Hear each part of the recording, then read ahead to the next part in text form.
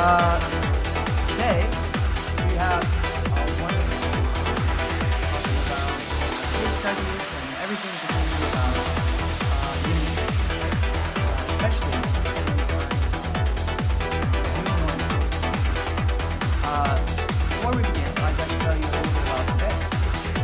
We will open up with questions for everyone to enjoy themselves and get freshened up. Before we begin,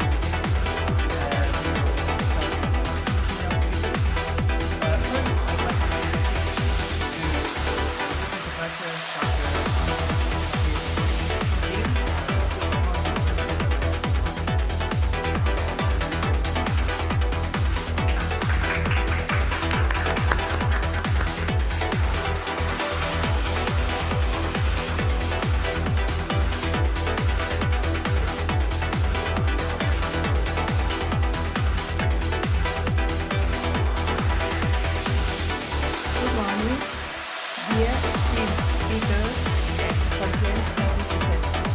Singapore University International College, the first international online conference webinar in art and design titled A Revival of Creativity in Art and Design, has been organized to provide a forum for exchange knowledge on digital art, design, and visual communication, which are areas of SUIC's expertise.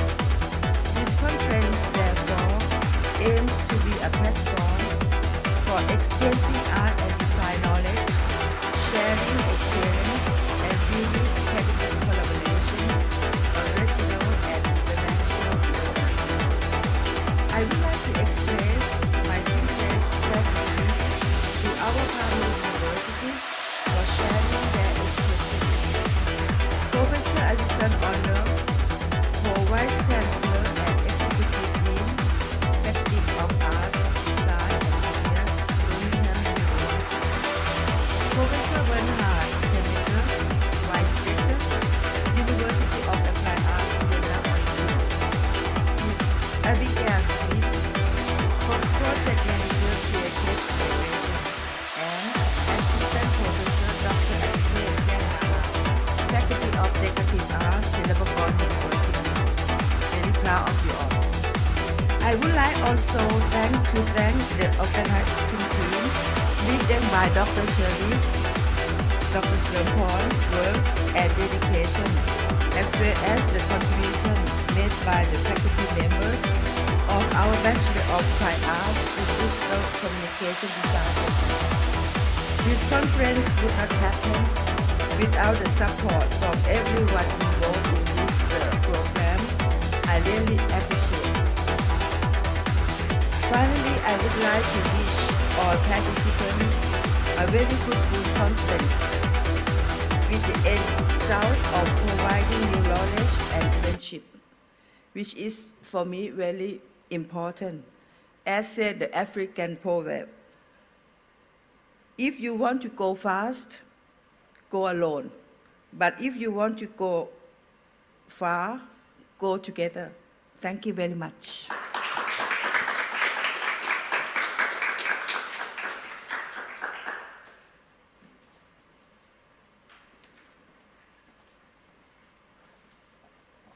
thank you very much. Please give it up again for Dr. Sompe, please. It was wonderful. So, I hope everyone is excited. Today, we have a lot of good dialogue in store for you, yeah?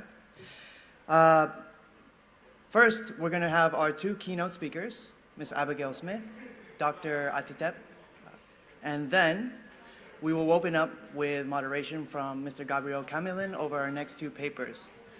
I invite you please to join us, right, for our for our next keynote speaker, the wonderful Miss Abigail Smith. She is the program director of Creative Migrations and has done wonderful work here in Bangkok and is our wonderful partner also, helping us with, introduce value for our students and for the community, really through art and design. Please join us as we talk about art and creativity, especially on global ecological changes.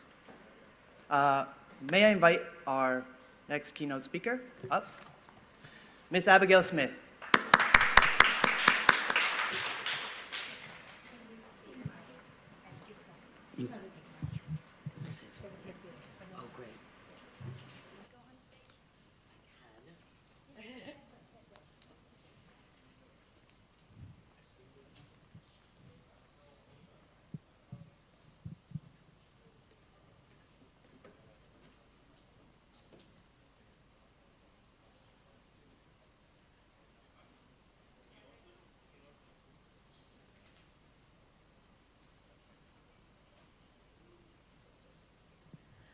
Hi, hello, and good morning, everyone. My name is Abigail Smith. I am the Program and Development Director for Creative Migration. It's an arts nonprofit that's both in Thailand and in America. It's an honor to be here today. I want to thank everyone who invited us to get involved. We've just begun our partnership with Sillipacorn University, and so far it's proved to be a wonderful partnership and super happy to be here today. So what I'm going to talk to you today, I'm going to tell you a little bit about creative migration, who we are and what we do. I'm going to tell you about a little bit of our past projects, some of our current projects coming up, our flagship project here in Bangkok, our community center partners, and some upcoming programming that we do. Creative Migration is a woman-led international arts organization. And we were founded originally in the States in 2005. It existed as a project-to-project foundation in America and still does there. And then in Thailand in 2018, we registered here and began working on what is our flagship program, which I'm going to go into. But essentially, our mission is to advance cultural diplomacy through 3 pillars: art, environmental sustainability, which we're going to really focus on today, and public engagement. So we find this really important because we think that art has a lot of power to change the shape of the world. And that's what we're trying to do. And we're trying to, and one of our main focuses being sustainability is because right now we believe that the issue of climate crisis is one of our most important issues we as a society are facing today. And that if we don't do something about the environment and the situation, be it air pollution, wildfires, polluted waterways, that we won't have anything to make art for anymore. And we believe at Creative Migration that art has a very powerful voice in environmental impact. And that's hugely because art speaks in all languages. And you can really communicate, illustrate, and demonstrate a point. And we've seen it done throughout history on all sorts of social topics as well. So one of the first projects that Creative Migration did was a film called Post New Bills. And it's a poster campaign and a documentary that was about creating positive messaging about what we can do to change the environment. These posters were put up everywhere. It was based on, I don't know how familiar anybody would be with, but in World War II they had victory posters and things like that, so it's that kind of style and design. So this is all about messaging, and really what it boils down to is kind of how we advertise, right? And if you want to have environmental change, you need to get people on board. So you kind of advertise to them, and I think that that's a lot of what the students here at Sillipacorn are studying. But I think it's really important to remember that these kind of messages can have really positive impact. Another thing when we talk about environment in art is sustainably producing your art as well. So you don't want to make art trying to send a positive message about what we can do to improve the climate change situation. You also want to be an active player against environmental destruction. So that means that when you're creating, you should be very, very conscious of your impacts on the environment. So Post New Bills, for example, also did a film screening, or made a movie, and as I think a lot of you in the room know, that this can be a really kind of environmentally destructive process. So some of the ways that we work to ensure that we were practicing what we preach, if you will, as we made this, was that we reduced the travel completely and used local crews, even though it was in cities all over the world. Using public transit and carpooling, use of natural lighting and different things like that, rechargeable batteries, and all of this kind of stuff, because in art and technology, we do see a lot of e-waste, and I think that that's something that we really need to be focusing on, better practices to reduce e-waste. Another project that was done in California was called Projection by a French artist. This is the historic Bates Motel on Sunset Boulevard in California. It was taken and turned completely white, including the palm trees in the surrounding area, to work as a disruption in the landscape. And again, practicing what we preached with this project, it was done using completely environmentally sustainable practices. That means we worked with arborists and different people, so we knew that everything that was going onto this building was completely non-toxic and would have no negative impacts on the environment around us. A more recent project that we've launched, because we work in multimedia art and we work with all sorts of different artists. So it's a climate crisis hotline. This is an American project. And this is aimed at getting people to talk about the negative feelings and emotions and anxiety and stress around climate change, around the natural disasters that we're seeing happen all over the world.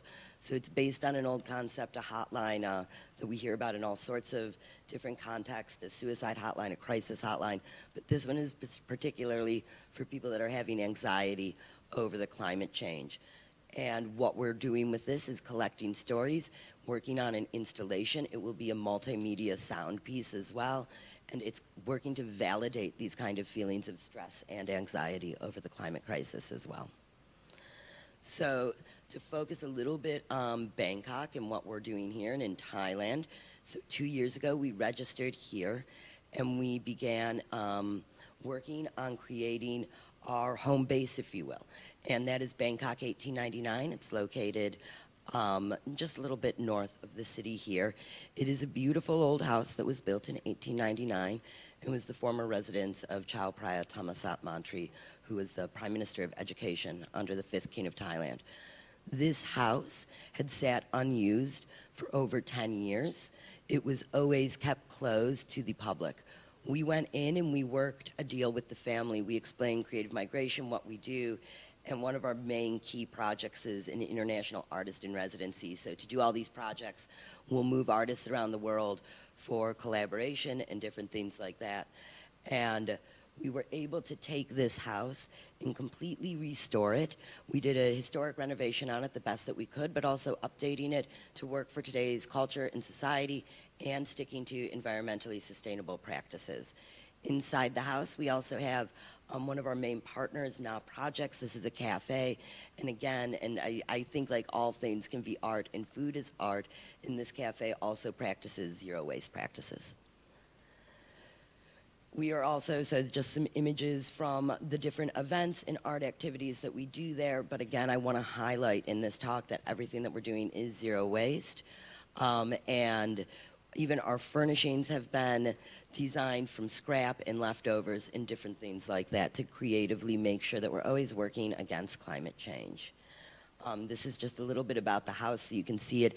And we are really proud to take something in the city that was completely unused and neglected and give it life again. We often forget about this stuff and want to knock these old buildings down, but they have a lot of value. And by restoring them, you also keep a lot out of the landfill and you find new ways to use spaces. So again, inside the house, we run 4 major programs, really. Our International Artist in Residency, which is on pause now for obvious reasons. We do public programming that focuses hugely on arts, wellness, personal expression. We're working on different mental health projects tied to art as well. The Social Impact Cafe Na that I told you about, and then of course we run community events.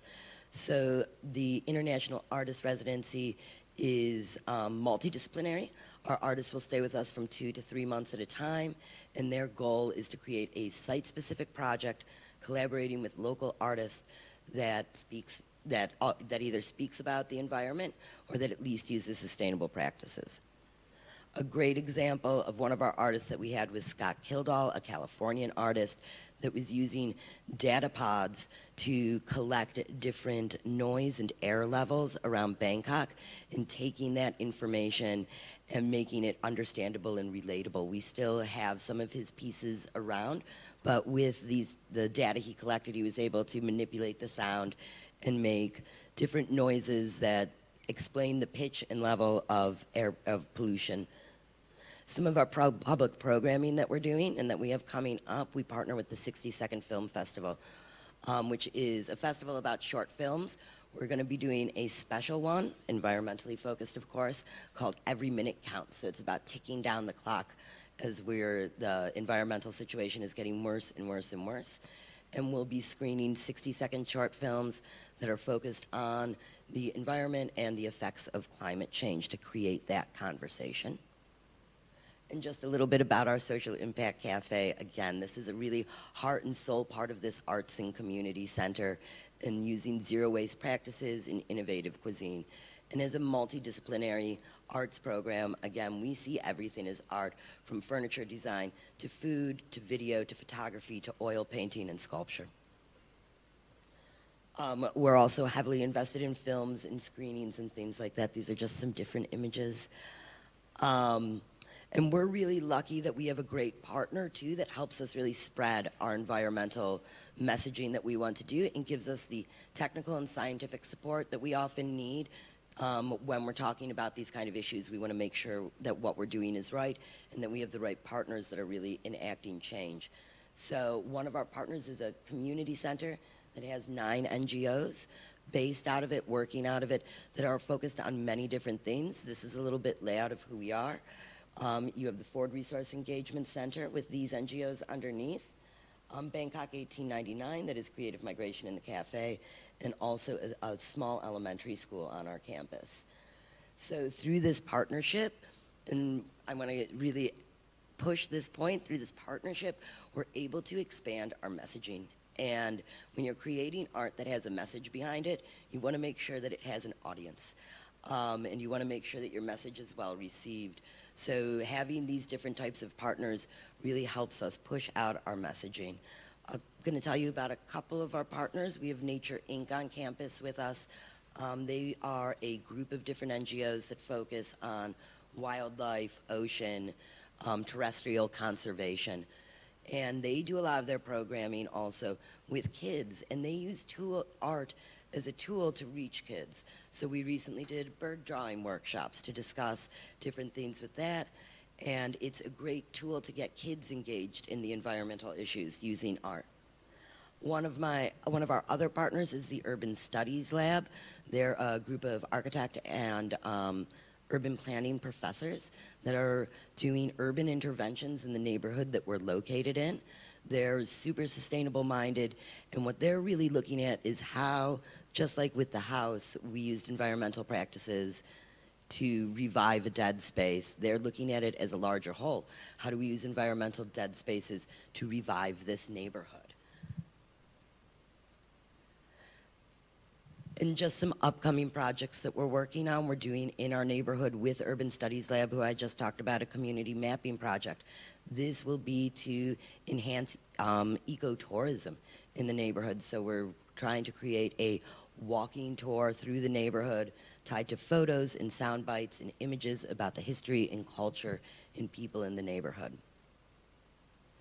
And we're also opening an eco shop on our space upcoming in this spring. We hope that will be for the community. It'll host a refill station, and it'll have handicrafts for sale by different members. We work with refugee members or low-income communities, so kind of elevating and showing their art and their craft inside that shop as well. So just to kind of begin to tie things up here, and then get back to the point of this, is that we believe that art and creative works can really have an impact, and we believe that it can have an impact on our environment. And we're seeing a want for more of this type of art as society becomes more stressed out, as our environment gets worse and worse and worse. People are really looking for and craving this. They want these things to spark conversation and ideas. And even it's been researched and analyzed that creative works really can have positive impact and really do get people talking. Again, I believe that's because art is a common language. It crosses borders, and it doesn't matter if you speak English, Thai, or German. With a visual, if the messaging and communication is strong, can have impact. In Paris, in the Paris Accord with the United Nations, they also, when they did this study on how creative works can have impact, they really emphasized that it should have positive messaging behind it too, if we want to see change. So, and again, just to kind of wrap up everything we talked about, so sustainability in art, we want to be working collaboratively and with our community. We want to create messaging that is easily understood. We want to make sure that we're fact-checking the information that we're putting out there. So if you want to make a video about how to recycle bags, make sure that all your numbers and figures are right and that you give people something to work with. And that is it for me. Hi. Hey, how's it going? Hello? Technical difficulties here. Thank you very much. Nice to see you again, Abigail. Please stay. Sure. Now that we've covered a little bit about art and creativity on global ecological changes, I would like to open up the platform for people to ask questions. So this would be a moment of Q&A.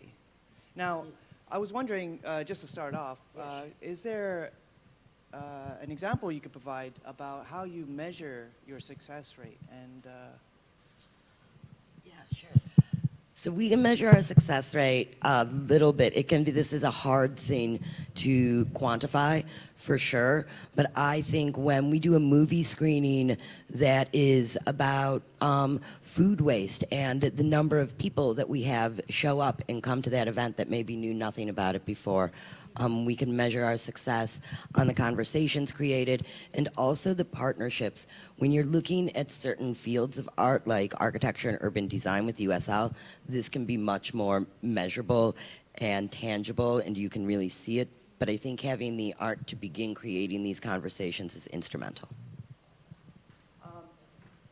Might I ask, well, I would like to remind everyone that this is being broadcasted, yes?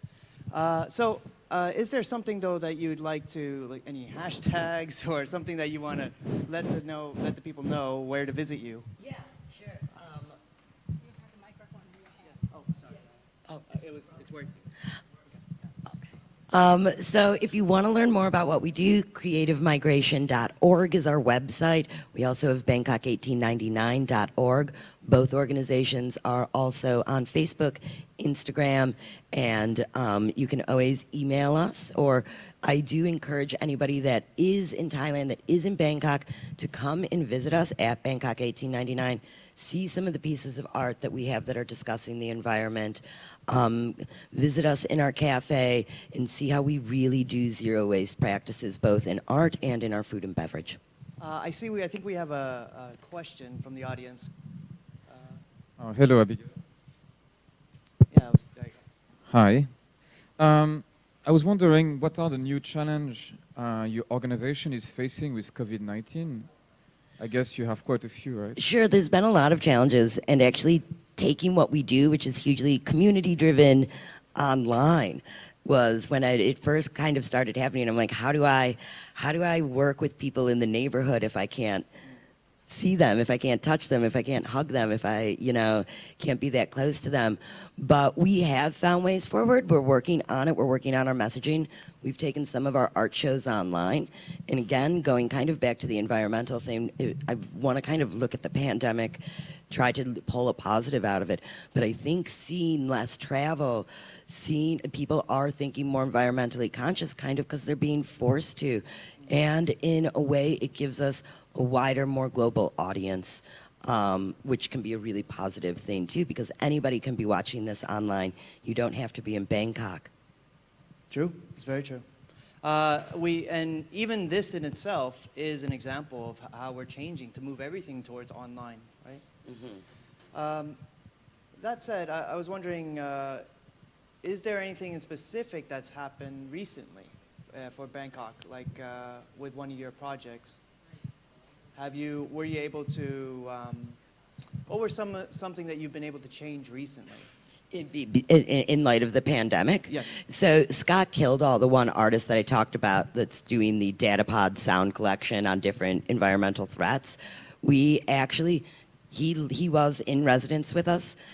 He had to leave because of the pandemic. And we took his whole entire exhibition online. Oh, wow. But a really cool thing came out of it because we created these different types of QR codes and things, and he's actually maybe gotten a little bit more exposure than he would have just then at Bangkok 1899, and in a little bit of a different audience as well, which is cool, and it forced us to get creative. Nothing like a pandemic to force some creativity. It's the rebirth of the artist, I guess. I agree. Yes. Thank you. We have one more. Yes, please. Yeah, I have a question about your the start of your story, that art is going to change environmental, let's say, consciousness. I think that's nice, but of course, in the end of the day, it has to it should lead to kind of change of behavior. Sure. Or more environmental friendly behavior. Sure. And I think there are two ways to do this. One of them is punish things that are wrong and at the same time reward things that are good. And the second one is changing attitudes. Yeah. And changing attitudes is a very, very long-term process. Yes. And certainly in Thailand, if you look around, you see the awareness of people is about environmental problems is very, very, very low. Agree. And what I see in your project, they are quite general. And the question is that a way to go to Thai people and talk about general things instead of, let's say, talk about the dust and what we're going to do about that? Yeah. So actually, in one of my other hats that I wear, I work for the United Nations in SCAP on air pollution and water pollution myself right now. And so I hear you loud and clear on these things sound nice, but they're a little bit fluffy, right? And they don't always drive at the root of it. I think that there's a couple things to consider here. Number one is that we have to create the conversation somewhere. We do have to start somewhere.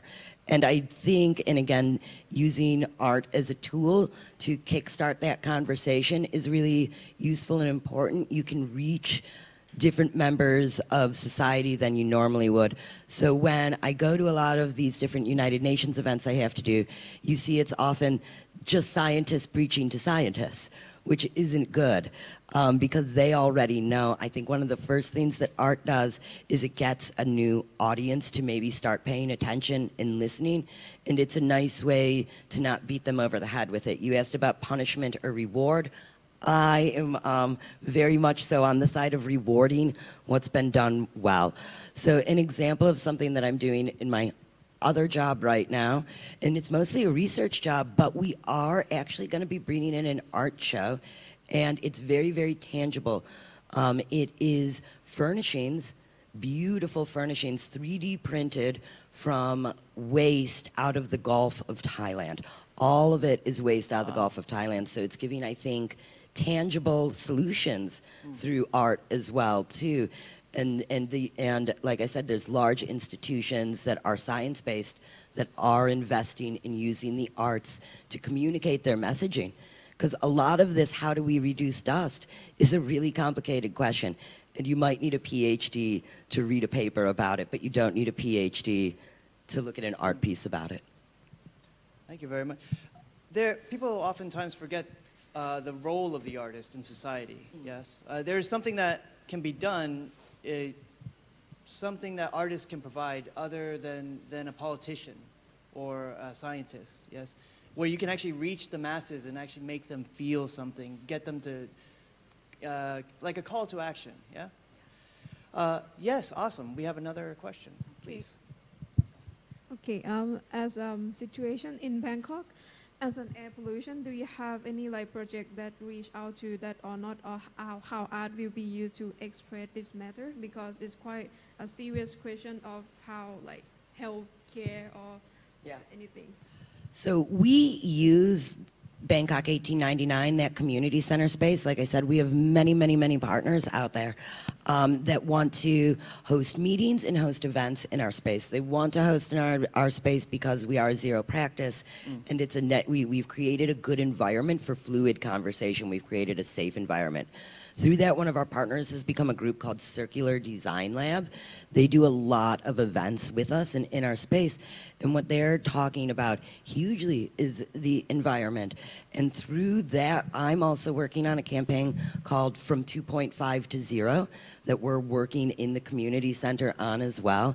And it's about the first public-driven Clean Air Act in Thailand. So it's the citizen-driven act to force policy to reduce urban air, or to reduce air pollution. And one of the ways that we're doing that is whenever we have an event, and it could be an art event or different things like that, we're setting up the table for different Thai citizens to come and learn about this new Clean Air Act and actually sign the petition while they're sitting there. So we're able to hit more of a cross-section of the population that might be interested, because they didn't come for it, but we're there kind of talking about it. Thank you very much. Do we have any other questions from the audience? Okay. Oh, awesome. Yes. Please, to the gentleman in the... Hi. So just wondering, when you talk with the local or work with the local, right? Do you have any problem that you can use art to communicate to them, and how you solve that problem? So with the local community, so specifically in the neighborhood of Nan Luan, let's talk about where the community center is. We're really, really lucky to be in a great neighborhood that has arts and culture that's been there for hundreds and hundreds of years. This Chatri dance group that designs costumes and does different things like that. The bowl making, the alms making people, all of these kind of art groups. We're also one of the more elderly populations. This neighborhood is one of the most aged populations. And what we're doing to engage them is we're working on different programming and events that we think would get them to come together and come visit us. And then through those different programming events, when they come visit us, we're talking about sustainable practices. And one of the things that they've actually started doing at the community center is a bunch of the ladies in the neighborhood will come in once a week, and they cook from all surplus leftover extra food, and they provide free meals for other neighbors in the community. So that's one way. And we've only been around here in Bangkok for about only open for a little bit over a year now, and it is a slow push to get change, but we are starting to get more people to come in.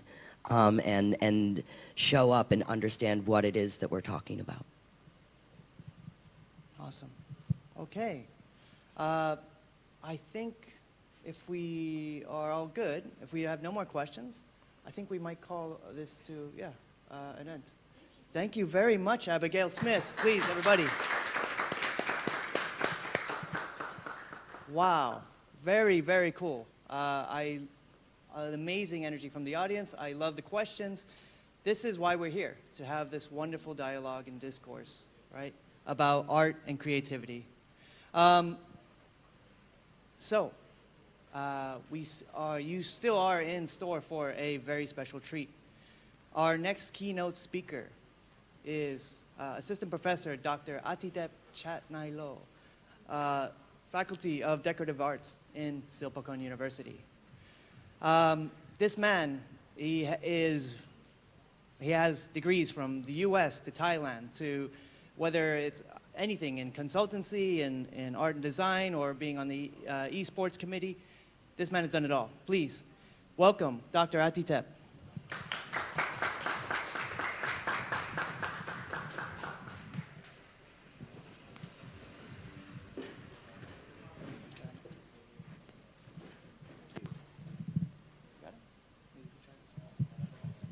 Okay, hello, thank you.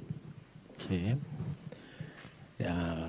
Dear the deans and associate deans, the faculty member and participants, Uh, I'm happy to be here today, and I need to warm up my English a little bit. I didn't speak English for a while. So the faculty of decorative, we didn't use English commonly. So I saw the schedules. The first, I think I'm the second one. So I think, okay, I still have time to warm it up. So now, since I see the excite and everything is, so now I'm so exciting to be here. Okay, and my topic today is the revivals of art and design on the productions. So the first thing that I do is on my professional is I do the game designs, I do the interactive design, and also the graphic designs. And the thing that I involved the industrial of the game is the committee of the e-sport. So I'm gonna talking about the e-sport a little bit on my case study and what happened in the crisis of the COVID-19. And also I do the developments, the game for the government. So it's doing as the March until September. So the whole time is we use online and we can do the production on game developments also. So let me go a little bit further. And also I be a committee for letting game and permission from the governments. The game that have to need a permission to public in Thailand. So, but still need to cover on online also. So today I'm gonna going for my overviews. That what I'm gonna talk about the new normals, the impacts, opportunity, and the revivals. That is what I'm gonna talking about is 4 things. As we know, I think everybody get to new normal lives already since March until now. And I think this is gonna be with us for a long time. So this is the diagram that I think is the 24-hour that we going to do on the new normal life. So and life doesn't be easy, but the lives have to go on. First, I gotta go overview in home in style. So before COVID, we didn't have time to stay home a lot.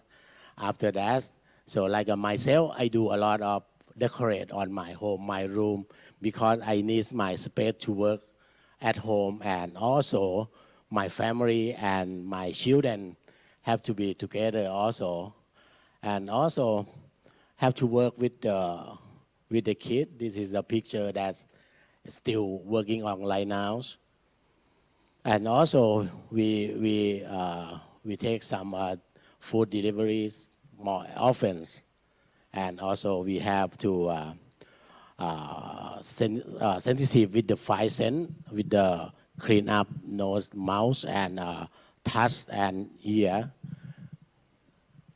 And also with the health, we have to be careful. We have to take care ourselves, and also that we get used to with the something that before we didn't believe it on the online. We can talk to the doctor online. We can talk to something seriously online, and also we conversion of the media. So we need to use more on the digital media or online media. Just like on summer times, the whole class have to be online, 100%. So how to teach design in online and still working for the student, the creative is how to get them do the thing that we one day to do. So that is very challenge on the summertime. But everything have to be done. So I think it's quite okay. And also, as social distancing and on the mask right now, like a normalized, like a fashion, like a product on the mask is a lot. And this is going to be with that. And also digital Scrum. So we use digital more. We do we do something very important on digital, online or on application. And also the thing that take financial, I think this is the kind of like a transform. Before we're gonna transfer the money, we kind of like we have to go to banks, we have to go to the ATM to transfer the money. Right now we just have one smartphone, one app from the bank, so and we can do everything, whatever you have money in the banks. And also, that is everybody is now in the new normal already. But the impacts, what happens with the arts and the design production in that time, about 6 or 7 or I think almost a year already. One exciting is I went to China on November to interview my PhD student. So I am a faculty member in a PhD in design. So at that time, very excited, 2 weeks, and then the corona virus is in Wuhan and in China. And also the Chinese student is come to Thailand, and everybody is okay. So right now we still continue study online by use the conference application. This is the second semester already that we recruit on China student. And if we come back to the industry, the thing that's impact with the creative service, something have to be stopped. Content and creative medias, movies stop, and the process, something have to be stopped. The music performance also, the independent artists. I think the impact is very more with the independent artists, and some is creative works online. And also we see something that's happened at the time, like a live streaming application, TikTok. So I think it's become to be the marketing tool and entertaining. And also the freelance designer. I think the freelance designer is very, very have impact them. So impacts, that's another word, is the crisis have opportunities. So like work from home, that's the keyword, that's the government and the doctor, and try to promote or to do the campaign. Everybody have to stay home on the work from homes. And this is the one of the example projects fighting COVID with the arts, with the theme COVID-19 from the contemporary arts and culture, the governments. And some of artists draw, paint, and tell the story about the COVID, like this artwork piece, Miss COVID. And artists and writer and use the art to save the world. So they express the idea to the art piece, like this one, okay, and another ones. And even on the literatures include the short story, documentaries, and poetry, and promote writing through the art piece. And the committees from the government is recruits the artists to do some their works on that time. And also, I try to find to see another country. This is happened in England. She is the graduate student in fine arts. She do some Lego wave arts to relax, have the activity. She has to stay home, and she do some protests of the celebrities. And I would like to open some the videos. It's about 1 minute, so it's the clip from this artist.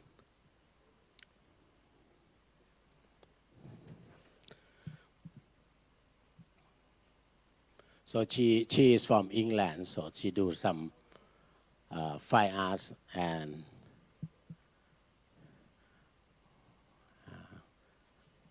ขอเสียง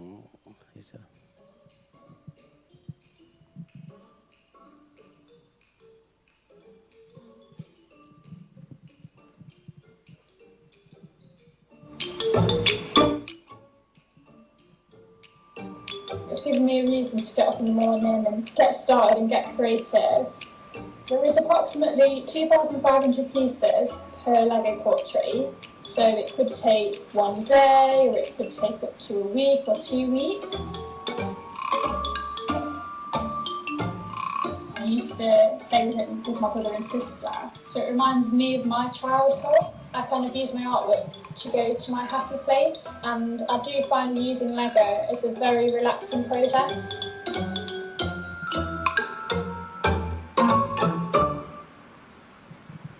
I think she did a lot of the artwork piece. The reason that I do this for case studies on Mars, I do some Lego also. I use the Lego, the nano Lego to do the portrait of Ajahn Sin Pirasi and show at the exhibition also. So, and then I know that one portrait I use about 4 days, and my hand have to be injured a little bit. So that's time it can be like okay, you get yourself at the art piece, at the portrait. Or I did Ajahn Sin Pirasi, and I do some interactive also. I use the sensor when people come in front of the portrait of Ajahn Sin by the Lego, and then have some sound from the Silapakon music, Silapakon sound. And I didn't bring that script with me. So, and also another come back to Thailand. What happened in Thailand at that time? And the filmmakers, this campaign is called Homemade. So you have to do some clip, some movie at home. So to try to say the stay at work for you, you stay at home for us. So it's from the Thai Media Fund. So I would like to show the slide a little bit first. Yeah. Okay, the filmmaker have to be, when the COVID come, he lost his job, and like he have to have some freelance job to do some video clip to try to say people to stay home. So, and they recruit the family to perform, and then the idea is to do the movies by you didn't go to take a film on site, so you have to do in the house or in your home. So the plan is he tried to send the equipment cameras to the grandmas, but the grandma cannot use it. So, and then he tried to find the children is not the composition is not quite good, and it's not the picture is not beautiful. And the team, creative team, and the script team try to do that. Okay, we go to the side and take the movie. So and that means he going to choose. The movie try to say that people stay home, but you're gonna go to do the movie, make the film, want people to stay home. So that's mean like they talk like a cheating. So they come to try something very planned the meeting and creative until do the movie. So this is the team, the director, the creative, and the account executive. The thing is when it's the meetings, you have a children and together.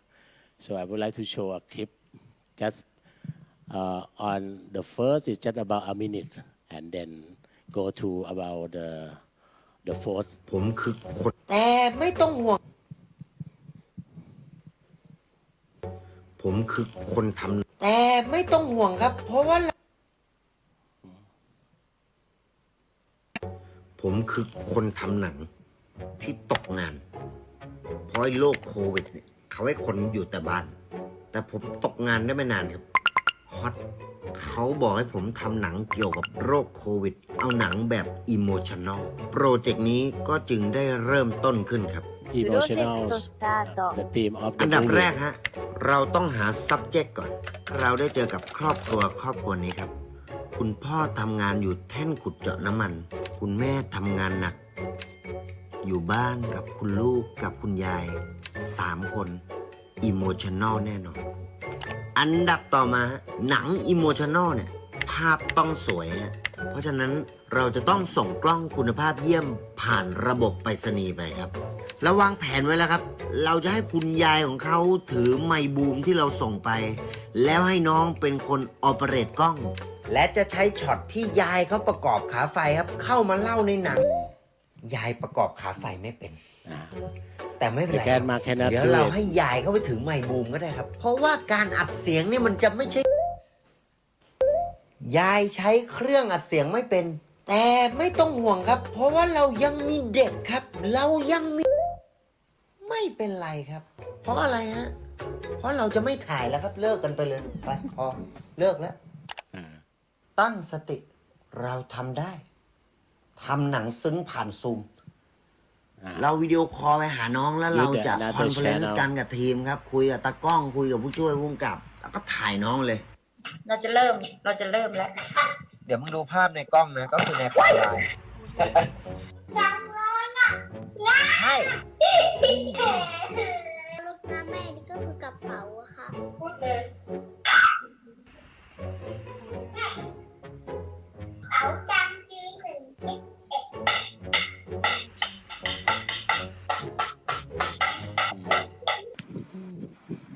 เอาไงดีวะIt's not working. เอาทั้งพาร์ทนี้ออกไปเลยเอาออกไปจากชีวิตกู So and then they're talking about to go out to on the side to take. It's just like we're gonna cheating. เราจะหลอกคนดูเหรอเราจะเล่าหนังเพื่ Cheating อ the ให้คนอ audience. ยู่ที่บ้านแต่เรากลับต้องออกจากบ้านเพื่อเพิ่มความเสี่ยงให้กับทั้งคนที่อยู่รอบตัวเราและบุคลากรทางการแพทย์ที่คอยดูแลเรา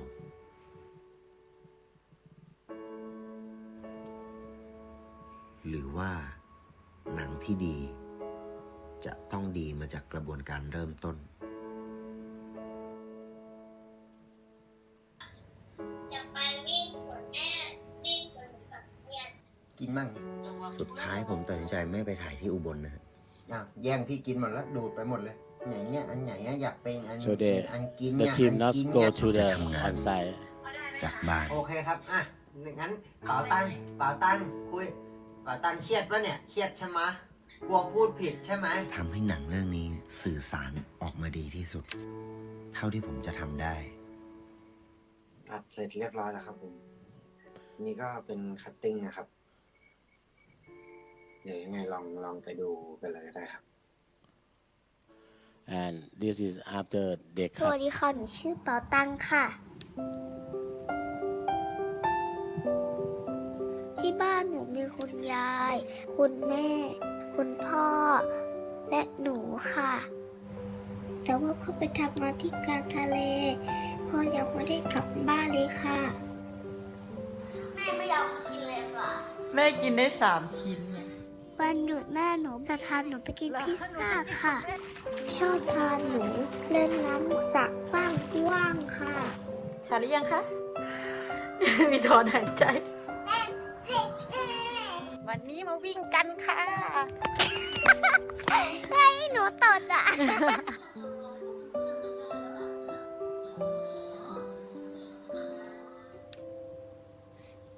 ช่วงนี้หนูไม่ได้นอนกอดแม่ เพราะว่าโควิดค่ะ so this is the climax of คุ the ณแม่ movie หนูเป็นพยาบาลค่ะแม่บอกว่าทำงานหนักมาก คุณแม่หนูบอกว่าไม่ต้องออกไปไหน แม่ให้หนูอยู่กับยายค่ะ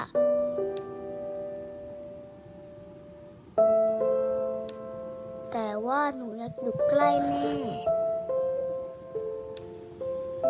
หนูก็มาหาแม่อยู่ ก็ไม่เจอค่ะ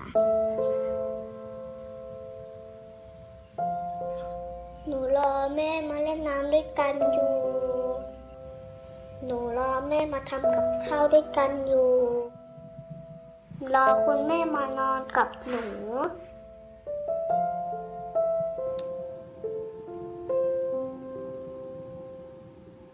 คุณแม่สู้ๆ หนูรออยู่ที่บ้านอยู่นะคะ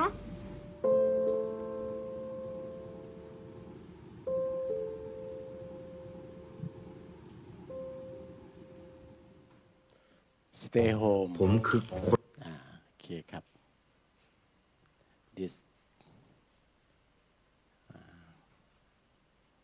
โอเค okay at first I thinking about just open just a few minutes so this is the include of the movie so that's in the first they try to want the audience to stay at work for you and you stay at home for us that's the key on and the climax of the movie and this is the happen on in Bangkok in Thailand because we have a lot of family that's the father have to work on the province the mother have to work another so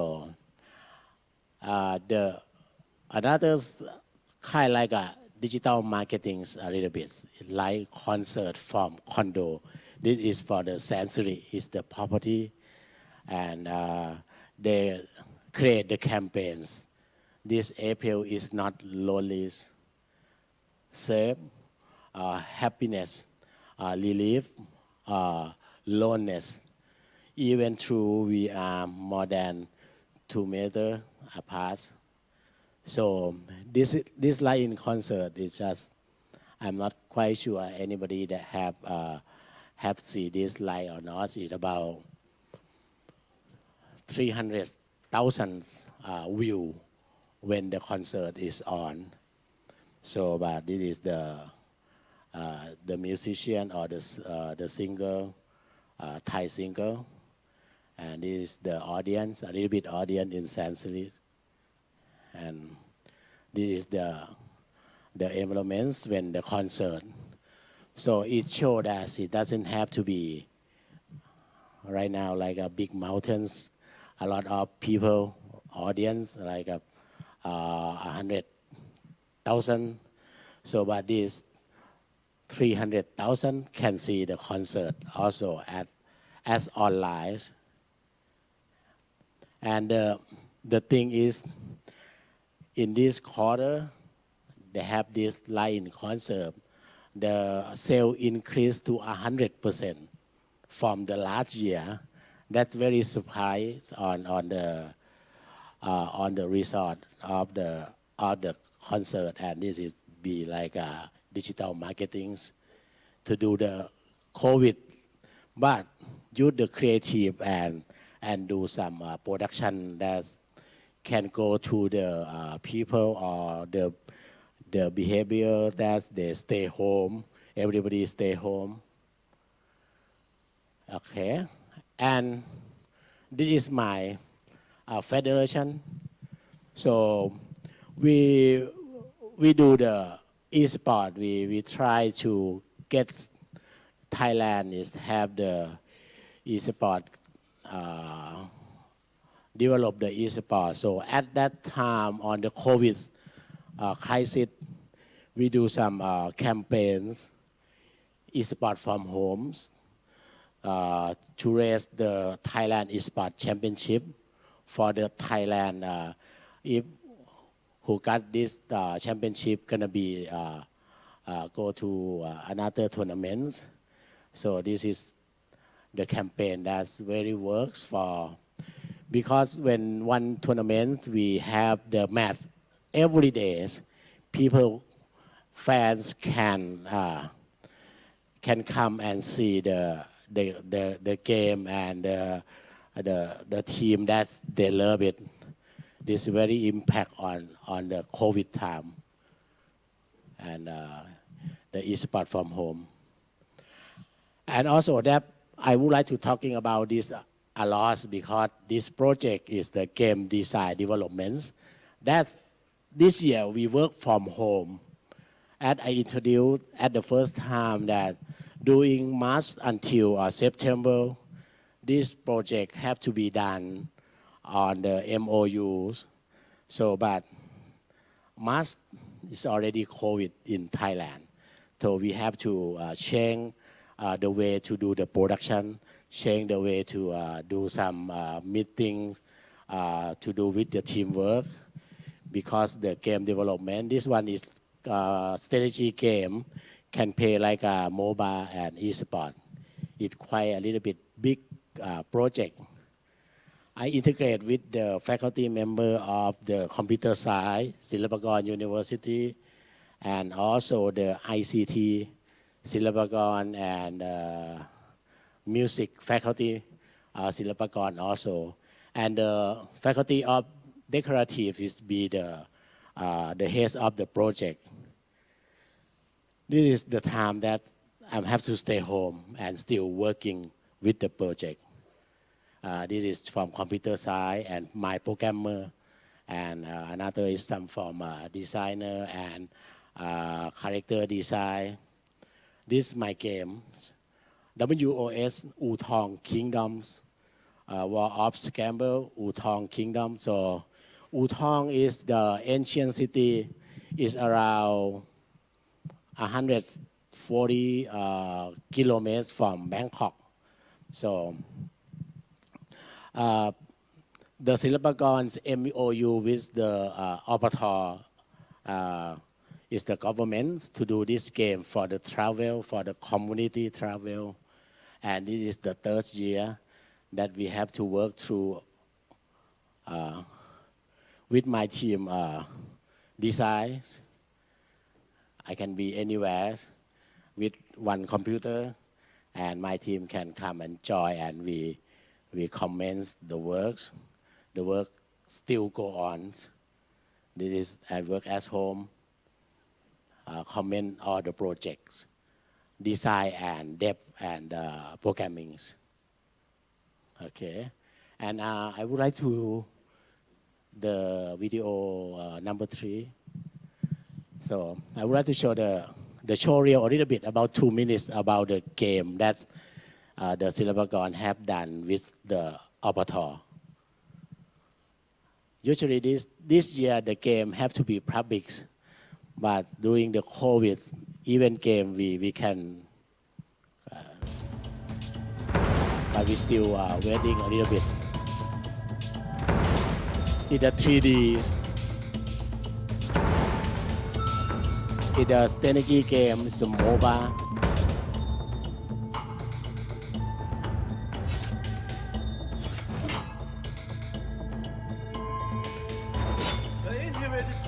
We lucky that we do all the research on the first years, or the ancient that we have to go to the on-site.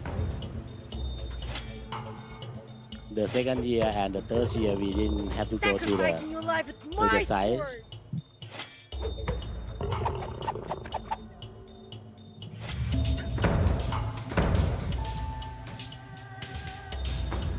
So the Utong ancient story is the history is about almost 2,000 years. It's the first history of the Suvarnabhumi for Suvarnabhumi for Thailand.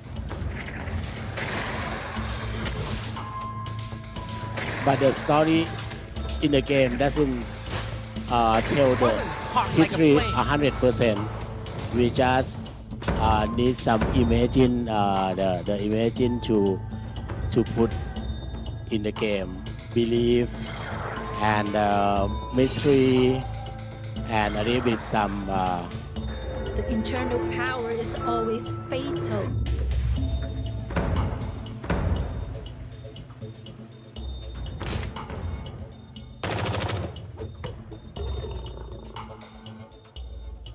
And some monster came from the site on site. So the team research go to and develop the insect to be the monster in the game.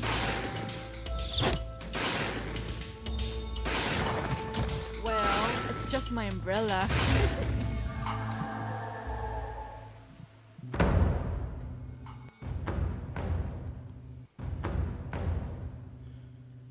Usually now is already on Google and on the Apple, but we didn't public yet because we are the marketing team is gonna do some marketing first.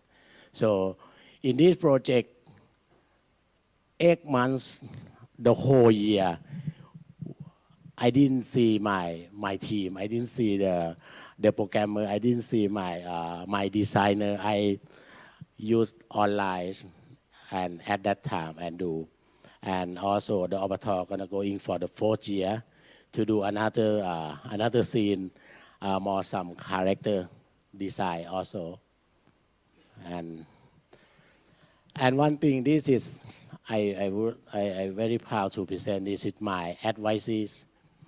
He is the PhD candidate on my program, so he did some virtual reality scouting, and he works from home also.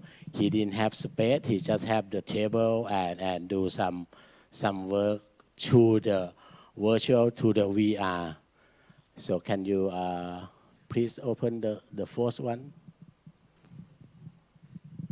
I think that the trend of the art and design, artists and designers gonna have to learn how to use the technologies, maybe just the channel of the public, the works, or maybe for the do the art piece also. Okay, this is some works.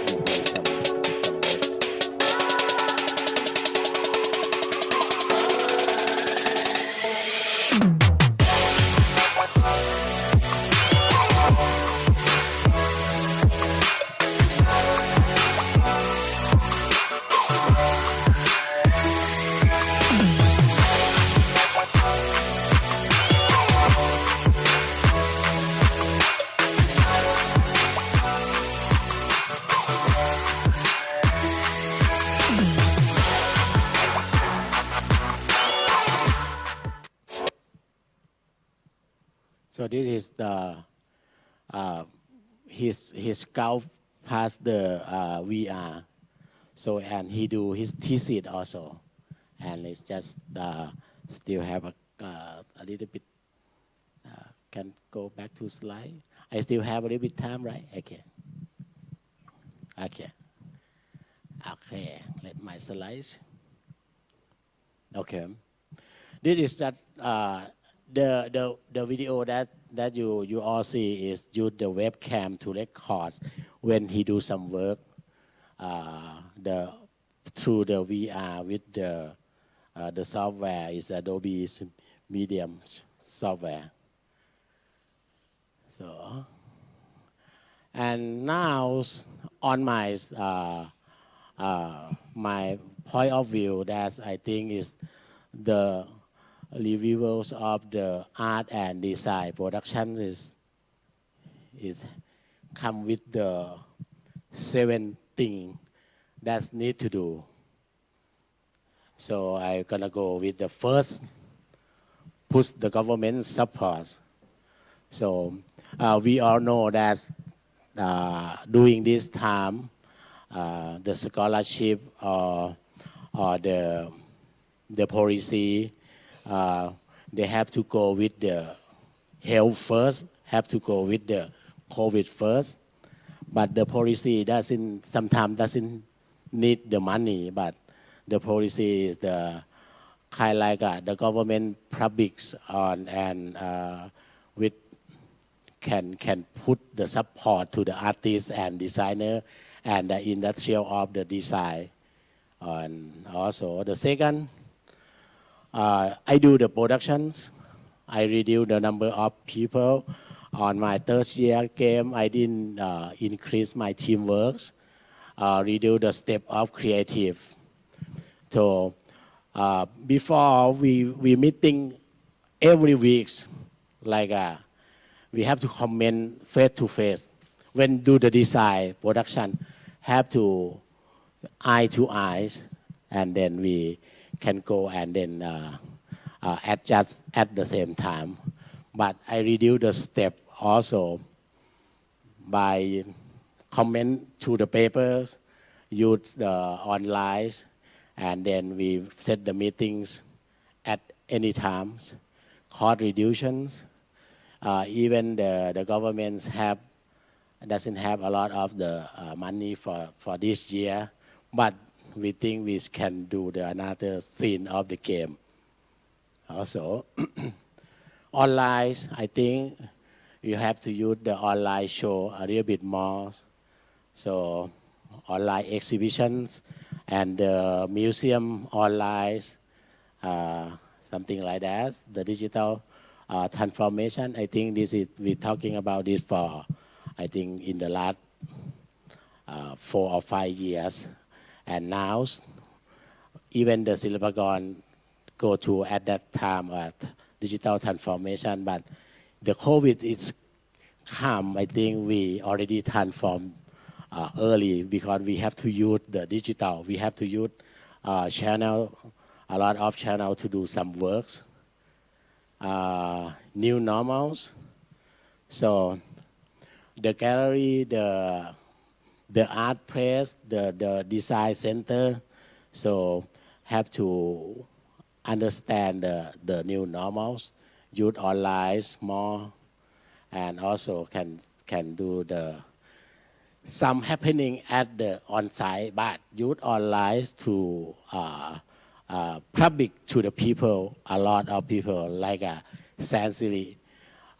Only one condominium, I think, doesn't have a lot of audience there, but 300,000 people can see that concert.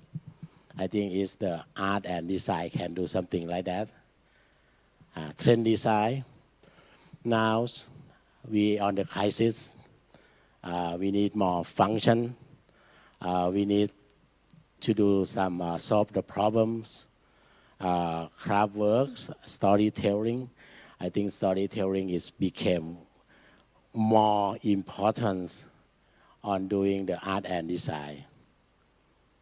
And also, we use art and design to appreciate art and can heal the feelings and can therapy people, and also can revive the economies, like the culture and the communities. Use the arts to be the magnets for the travel, for the tourism. So And the conclusion on my presentation, I think the strategy is going to go fully digital, not not in the future, but it's already now. And also, the behavior consumer, we have to pay attention with the behaviors a lot. Digital art and design will be more accepted. So, digital arts and design, and also interactive ones. I be in the interactive field since I think 1997. The first I studied interactive at University of North Texas and Kent State. That's 20 almost 30 years. We're talking about interactive over there. In Thailand, about 20 years, 10 years. So we still, I think the interactive become more. Not only the digital art, the interactive technology is become to change the art and design also. Art and design except become more acceptable, comfortable, and presentation style. And the thing that I'm thinking about, adults and children begin to understand. Before COVID, I didn't stay home. My children, I have 5 years old and 2.5 years old. Right now, I'm very close to them. I think I work from home. It's very happy. I can see my children run around, and then I plan myself and do some job. I think this is the opportunity became with the crisis. Thank you.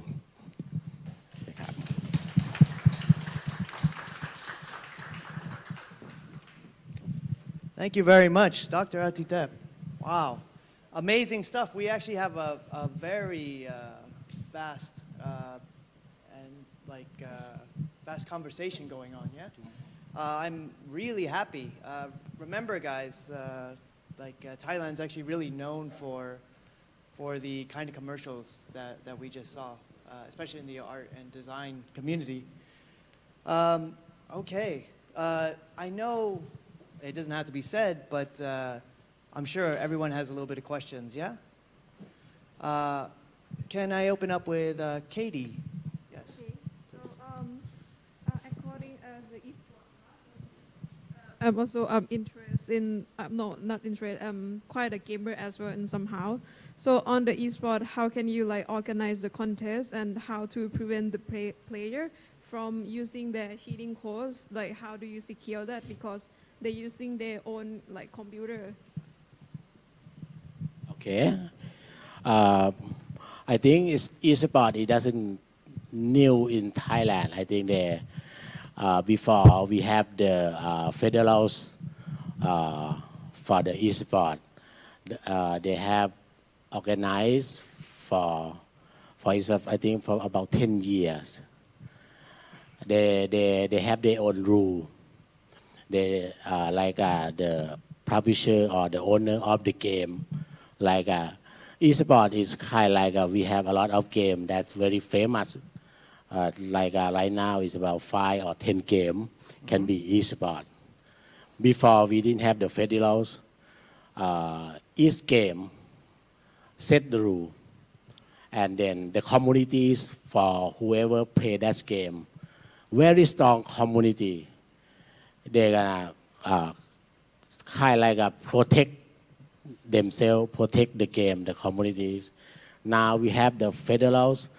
The federal tries to set the policy, the rule, that everybody, the whole country can use the same rule. And we have the committees from the Kankila, the sports federals, to set the rule and going to put into the laws very soon. And then everybody, even every game come to Thailand, you need to use the same policy. And when we set up the match, you're gonna need to use the policy from the government, from the federal. But right now it's still keep going because we just be the federal for almost 3 years. So we quite new federal. Yesterday we just elect for the we have 3 years. We need to elect the new presidents of the federals yesterday. So we try to put to the law and the policy. Very much an ongoing process. Yes, yes. That actually kind of played upon some of the question that I had, which is a very good question. It shows that now that we're entering this sort of new technological age, not only is our like behavior being changed, right? Because once you stay at home, it takes about, let's say, a month to change someone's behavior. Your behaviors are being modified, right? And we are slowly being adapted to consume much more media.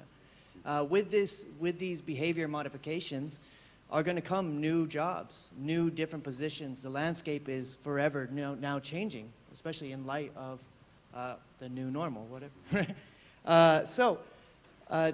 That's actually very interesting. I was going to ask, what would be, now that new jobs are changing, right, and we're moving into this sort of new climate, what would be some programs or something that you would recommend studying, or in order to, kind of get a heads up on this? Okay. And yesterday we just meetings about the professional e-sport in Thailand. The federal is thinking about we need another 2 years to set the standards to be the professionals. That means if after that e-sport be a professional already, the job will become except from the people or Thai people. I think this e-sport gonna be, I think, the future. Thailand might need about 2 or 3 years because we still have a problem with the law, like a steamer. It's very hard to steamer that is just do something should not do or something like that. But like the Ministry of Culture, Digital, and the sport, because there's a lot of parties need to be set standard. Into a sort of unknown realm where real life kind of combines with gamers, right? Yes. And also I quite want to answer that. Yes. Right now the university have e-sport. A lot of in Thailand. In the last couple of years we do have maybe just one class. Some is already have 10 class, like a major. Before I came to Silpakorn, I be the head of Department of Interactive and Game. I do the major of e-sport at university already, and become the student very love to study. Because we have the problem that the student come to study in game, some they doesn't have good skill in design. Some they doesn't have good skill in programming. E-sport can be another answer for them. We're most certainly focused on that. And then only you have you love game, you love to play game, you can go with the e-sport because the future they have the job waiting for you. But maybe not right now. Not now is maybe a few. But it's growing up. Exactly. Thailand is still in a state of growth. Yes. And we are nurturing and adding to this. I'm very happy that we're all a part of this right now. Yes, one more question, please. Well, there are more questions. Oh, yes. I have to, I will put my first one first. I think you and me are very, very privileged. And that is because we have a job, we still have a job, and we have a home where we can work at home. Both do not count for probably the majority of Thai people. That means they lose their job, they lost their jobs, and their home, I see some of these houses in Isan with my family-in-law, they're not fit to work at home, although when they would have a job, which they don't have. I think this is one of the basic problems of a future society. The president of the Bank of Thailand says the biggest problem in the coming years is economic inequality. Because work at home will cost money. You need equipment, you need to pay the electricity bill. And when you don't have money, that's impossible.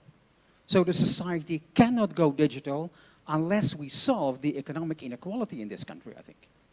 And how can art and design help us with that? Oh, good question. Big question. Yes. Okay. I'm not gonna go to the governments, so, but I'm gonna go with the art and designs. Excuse me on that. And I think art and designs,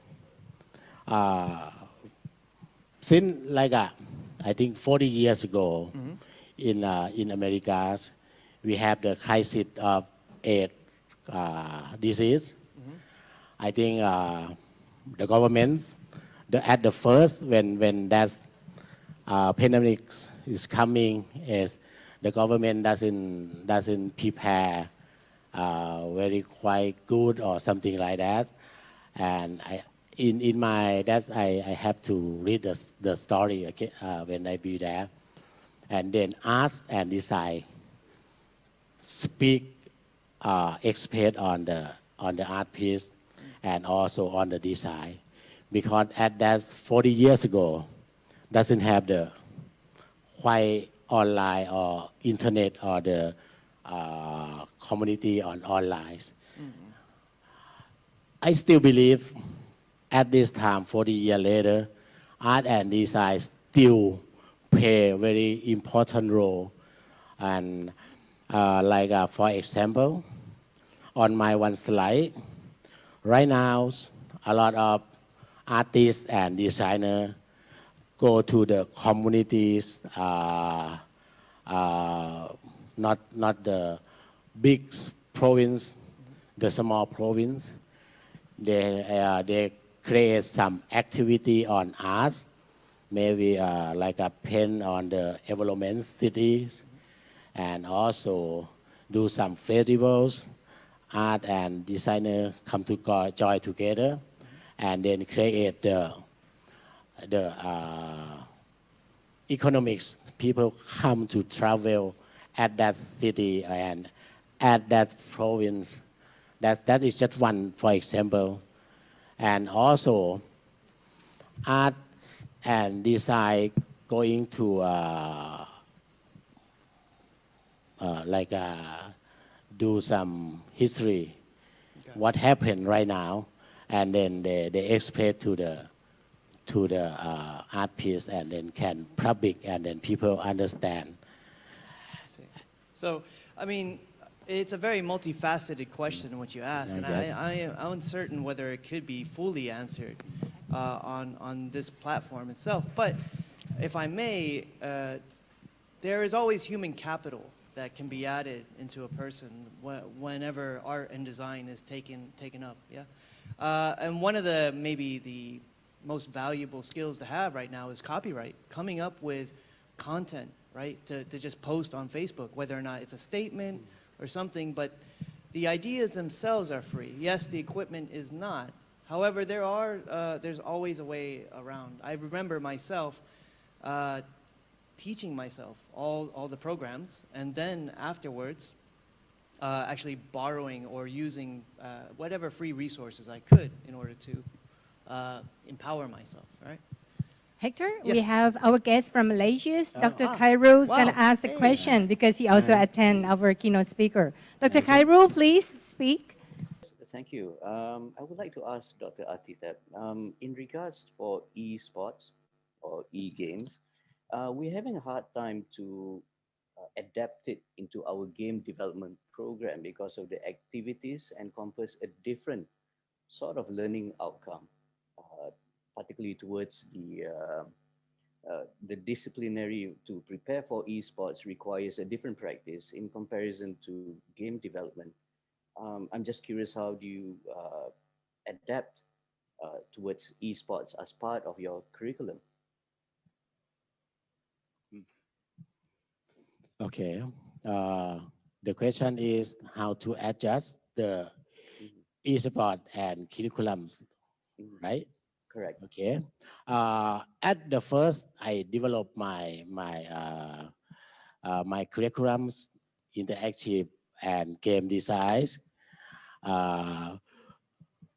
At that time, 5 years ago, I go to talk with the industrial of e-sport and e-game or whatever, try to see how my curriculums can fit in with the industry of the e-sport.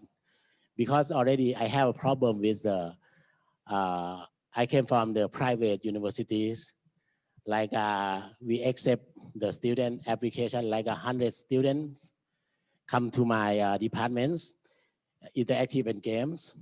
After first year, the second year, they get lost about 40%. That's from the problems. I at the head of the department, I thinking about, oh, my student, 40 students get lost and they already registered for one year already. They pay some money already because the private university is very expensive. And at that time, I think e-sport is, the basic is, the tool is game. Because if you develop a good game to the e-sport, the children, the student can play a good game on the e-sport. I start with that, with the problem on the curriculum and the opportunity in e-sport. The e-sport have a lot of opportunity in job career, like streaming. That just be a problem. Shout, game caster, organizer. I think still a lot of, So many jobs around it. yes, Around e-sport. The ecosystem like on e-sport, it come around with the game industry.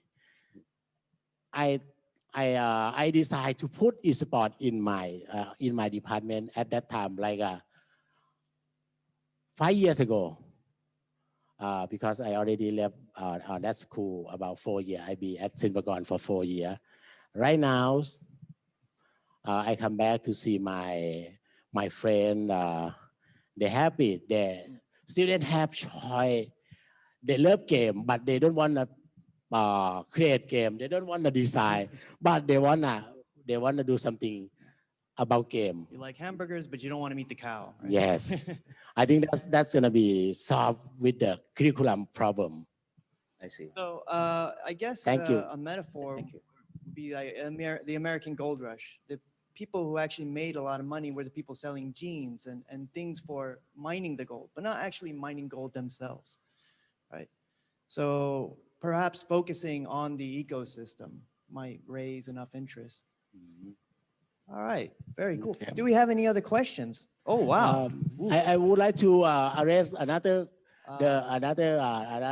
reason for the last questions. Yes. I think like in Thailand, we have content, we have histories, we have ancients, art and designs. Right now, do the very good role of that to tell the stories in different media, different ways. I think art and design right now is working, and we have I think another building. We have creative economy, I think, from the governments. I think that's gonna have to be a little bit go to the province. I think they try to do in Bangkok. I think for 10 years they go to Chiang Mai, Khon Kaen, another province. I think on my on myself, if government put on that organization a lot, art and design gonna pay very good for the economic for Thailand. Silpakon and SUIC are leading the way, I believe. Yes, We're pushing these things. I'd like to, can I ask, can I open the platform to one of our first year students?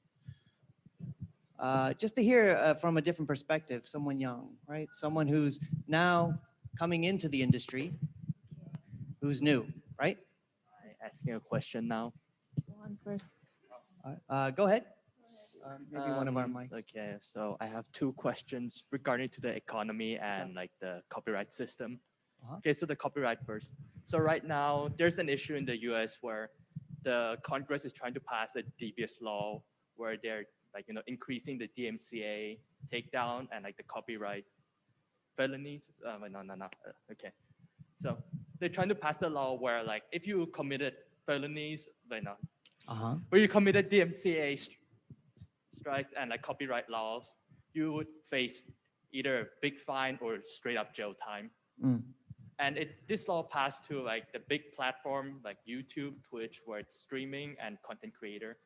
What I want to ask is that, does this law that apply to the US will be applied to Thailand as well? Because yeah, the YouTube and Twitch is a US-based program.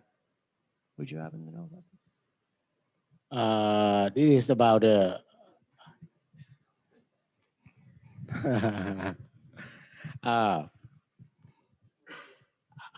how to answer this question. How about maybe not answer that question, but I'm gonna go with the case studies. Yesterday, I just have a meeting with the committee with the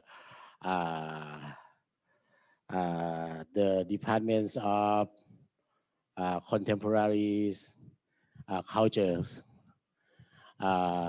who is be the have to develop the law about the ratings and the permission for the game. Okay, the problem is that law is have been used for about 12 years ago. It never been changed for 12 years, and like online, it can do anything with the online.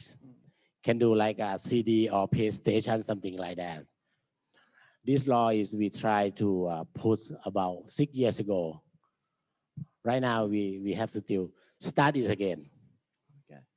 It's some kind like something that be impact with the social, with the communities.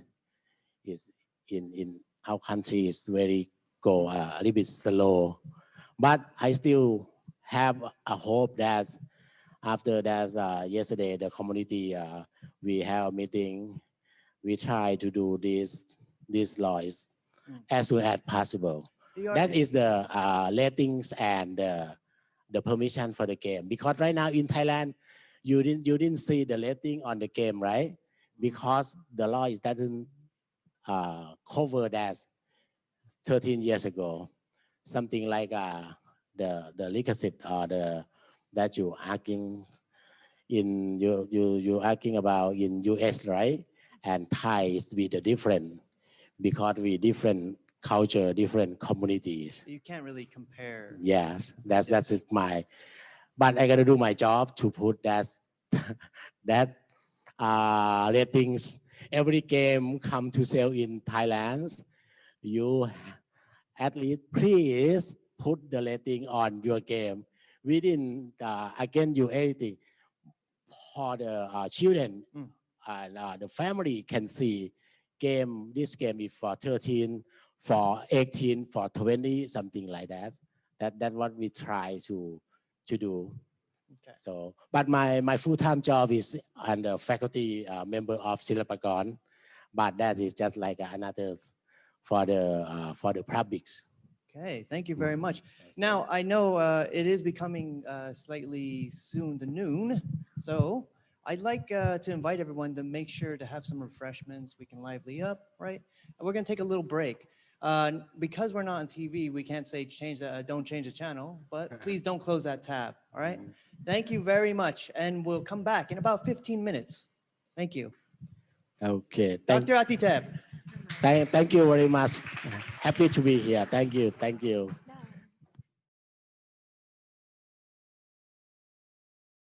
So hello everyone, my name is Gabriel. So I'm the coordinator for DCD with Ajahn Koi, who's sitting in front of me. You can't see her, but she's here in spirit.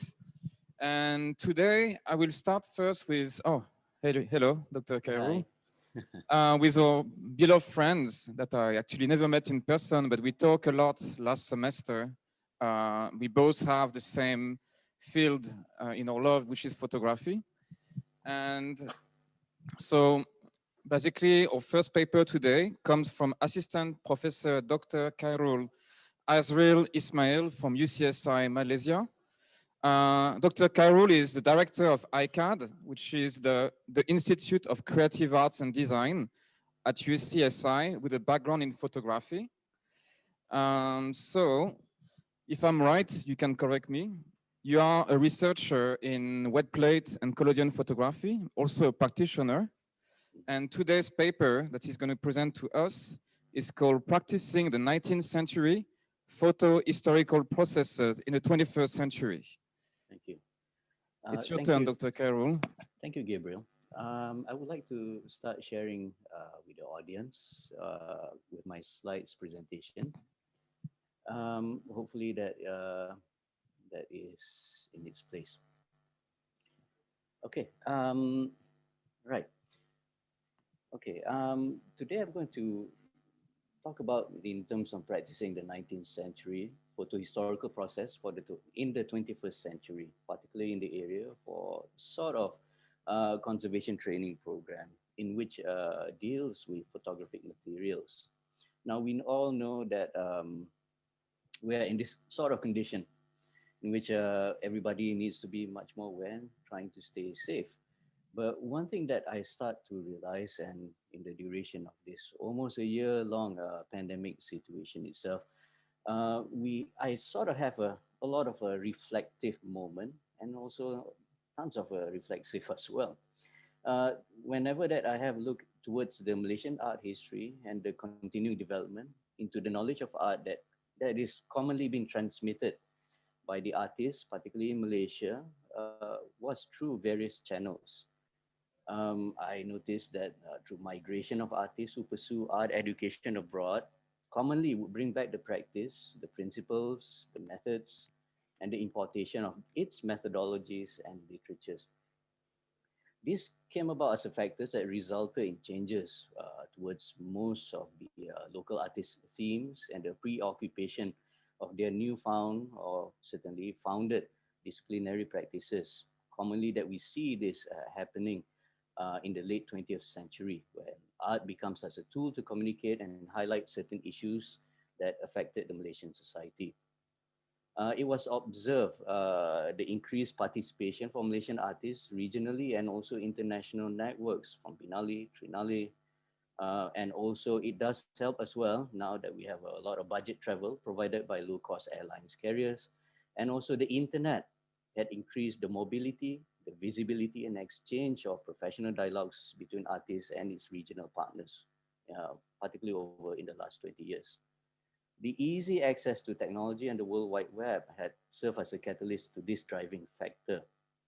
But however, what's changed is how we disseminate and how we take in and respond to the information that is on our laps right now. Particularly utilizing all these tools would help people to connect and to gather information rather quickly, just like what we're doing today, which is a webinar session. Although I have concerns, particularly on variants on all these alternative methodologies in arts and practice for the last 2 decades, It's within the attitudes those who are involved in art groups and the collective spaces, particularly towards the market-oriented art world, which is never that actually clear and still quite fragmented. We have our fair share as well, factors as ethnicity issue, racial majority, and also even language gravitates artists towards a certain groups of collectors that they are very comfortable with. This could be seen as a nature that tended to have members who are predominantly a certain racial group and economic means, given that Malaysian artists and art communities are still so fragmented and communal. This move towards what I would say my fair share towards photography is not to be recognized as both art and applied science, but is also interlinked with technology in which images are captured and preserved. It's natural that these components in varying degree could be evident that found in the practice. I would like to share this sort of note, particularly if as technology make people's life easier in the long run, it's still somewhat disengaged the environmental experience. This will hurt quite sorely actually, particularly in the area of arts. And artists are the investment of our future, and certainly they are the pinnacle towards a betterment towards whichever country that they reside. So to extent in which art, science, or technology dominates, particularly in the area where I'm mentioning that I'm in photography practice or photo historical processes, is within the hands and also imaginative eyes and minds of our practitioners. There are many moments that how I have seen that we always go back to the past, where we emulate or reminiscent memories define of what was it like before. We tend to push images that is commonly on our mobile technology to emulate or simulate the physical similarities of the past, up to a point to persuade to think the past is in our hand, having it commonly what we see as age tone carries a lot of limitation qualities, physical limitation qualities, even though it's virtual. We make it into black and white, sepia, faded dyes, or Polaroid.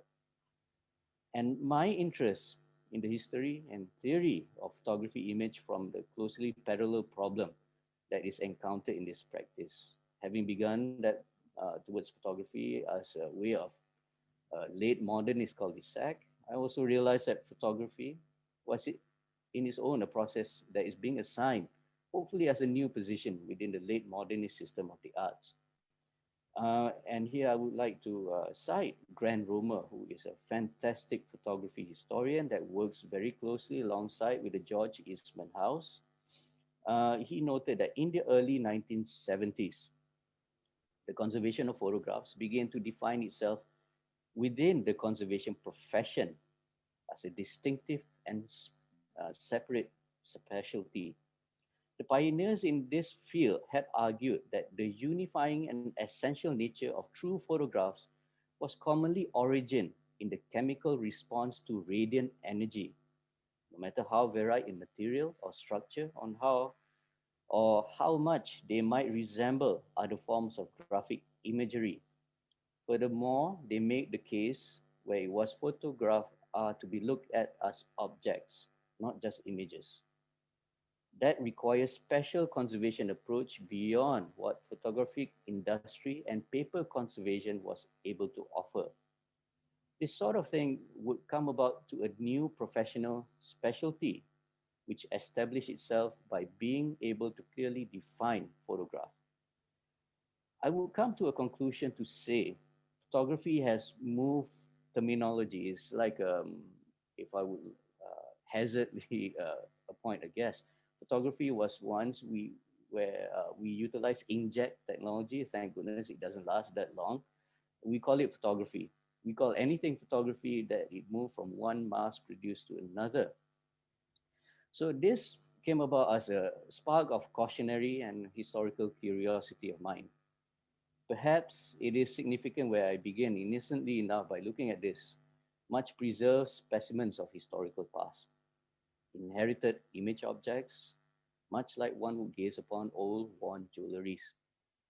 Silver plates, in which you can see here, are some may see such technology were claimed to be a 19th century nanotechnology by the University of Rochester, in which this 190 years old methodology still managed to impress even of today's practitioner and the viewers of this craft. Literatures in the past were abundant, such as John Towler, Waldeck, Easterbrook, Eliot. Yet many of these methodologies requires much further exploration and its own material, which requires understanding the involved dimension and its depth. These methods are commonly sound, but certainly committed knowledge, which will only arrive from informed experience, which been constructed with a good amount of dedication. And this goes as well, much more recent modern manuals, which authors such as Franz Scully Osterman and Mark Osterman, Quinn Jacobson, Gilles Einsfeld, Susan Barjan, White, Blacklow, Christopher James, Alan Green, and certainly my all-time favorite, John Coffer, a contemporary practitioner who lives in a secluded hermit life, the one that you see on the far left. To buy a copy of his handwritten manuals, you got to actually send a postal order by mail, through snail mail, and I got to wait out about 3 to 4 months to receive it. The lessons of photography history teaches that there is an astonishingly rapid loss of knowledge and skill attending usurpating of one commercially dominant system of photography by another. A lot of research effort certainly is there in photograph conservation that has been and will be devoted to rediscovering and exploring the past methods. Historic processes, recreation, is a fundamental part for photograph conservation education. The loss of knowledge of the craft in traditional photography is still ongoing. The experience in developing latent images by chemistry, the fear is soon to be unknown by most. It is evident that conservation specialty devoted to photographs, however, defines what the term photograph is. One must not be confused what photography is, what photographic is, but this is what emphasizes on the nomenclature of it. So the simple analogy that I would like to place here is we still get astonished by the works of well executed, beautiful penmanship, the art of writing, where it was a common practice by most, not even far too long ago, about 30 years ago, I believe so. To my own personal curiosity as well, the practice of photohistorical observation, it was even well noted in the early manuscript of one of the teachers of a transcribe that goes by the name of Munshi Abdullah, a 19th century Malay transcribe who had written on the account of his observation of the daguerreotype.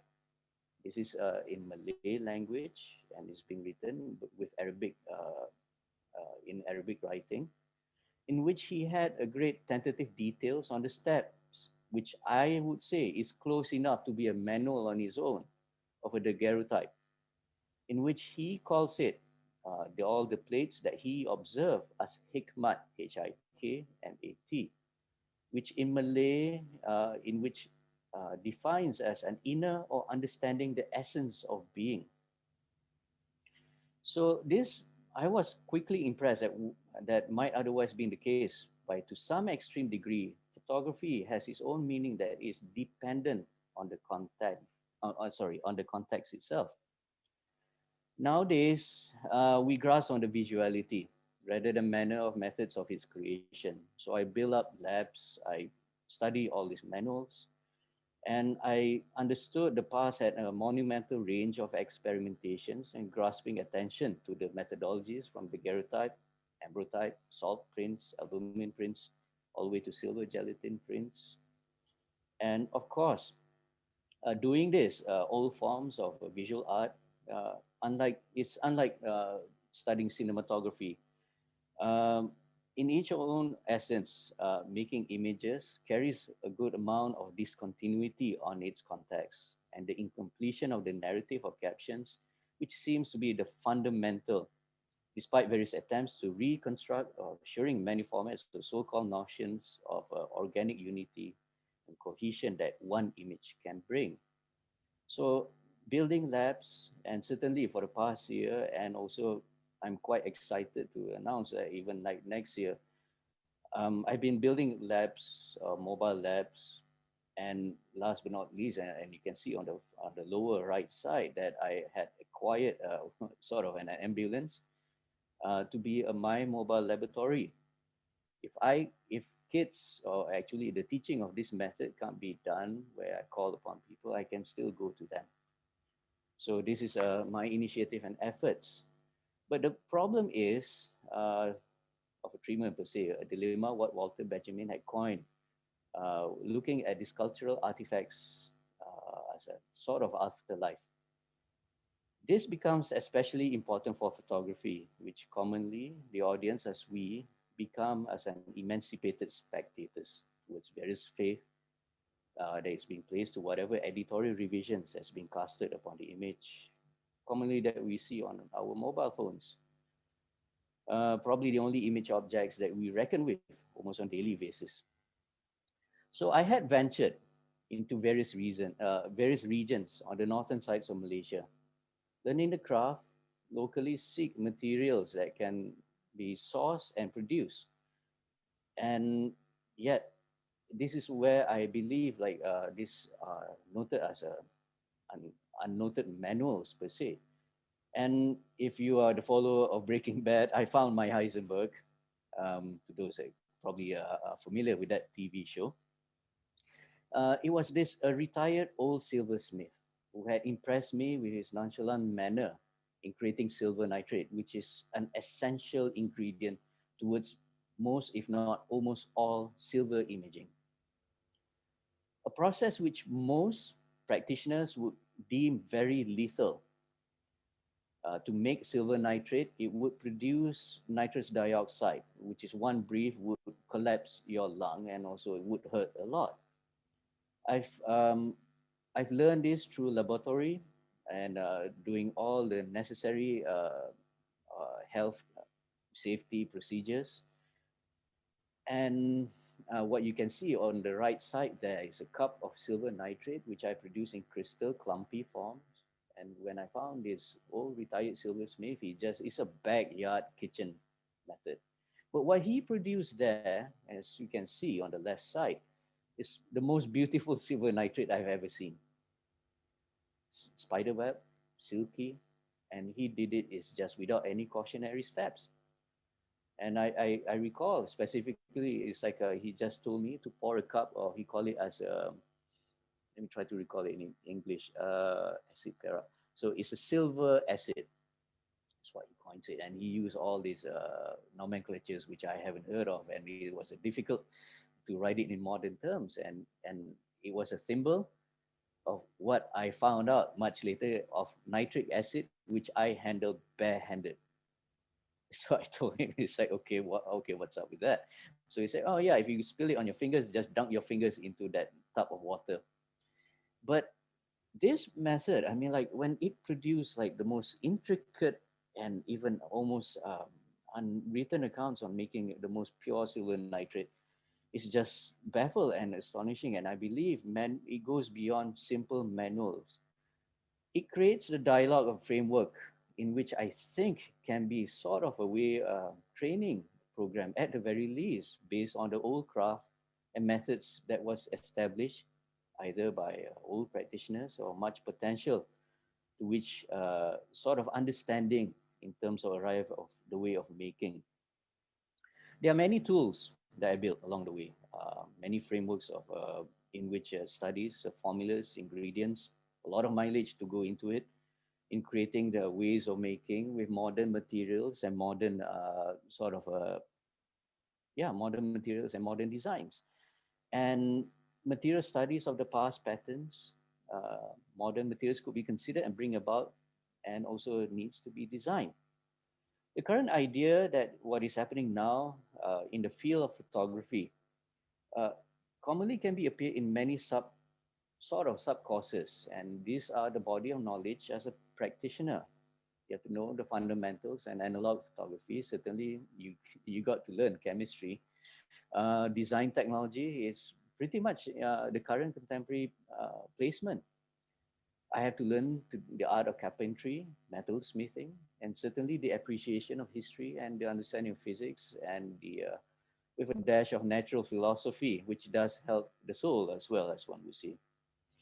So the absolute point in doing all these photo historical materials can be added into the conservations, preservations, the preventive management, and to even some degree, if one's able to reach the restoration effect or efforts. This sort of dialogue sort of attempts to promote some sort of specialization. Hopefully, if it can be considered a standardization as well, through sort of academic homogenization for professions in which it can arrive to various manner that one follows from education to the next. If one were to follow efforts by the American Institute of Conservation of Historic and Artistic Works, this sort of 6 areas that you see here reinforce the idea of certification and interdisciplinary collaboration towards a further specialization, particularly in the area of photograph conservators. The much better purpose towards this body of knowledge, and also these 6 areas that was being noted, is to provide sort of support towards existing program that already established in art conservation, particularly in the areas of material science, analysis technique, art history, papers and objects, painting, conservation, and so forth. Observing students actually that is coming from trained conservation programs, which is, I believe, is all being offered at West Dean College in Singapore, Institute of Conservation in London, Getty's Museum, certainly by the George Eastman House, Northeast Document Conservation Centre, NEDCC, the Fox Talbot Museum in the UK, the National Archives, and many subsections in most of the major museums across the world. If the specialization and advanced level of this intricate knowledge is therefore can be promoted to be considered to the use of material studies, and certainly the study of methodologies arriving from optimal exposure and the development condition in different phases of photography technology lineage. However, this sort of mapping does not pretend to give the student a solid practice in the duplication of historic negatives. It is rather what I see as a theoretical presentation, which complements the practical demonstration of the possibilities and the difficulties involved in the reproduction of these photo historical processes. Candidates or students who goes through this undertaking in a way will be familiar with the technical and the visual qualities of successful and even non-successful reproduction duplicates of these processes.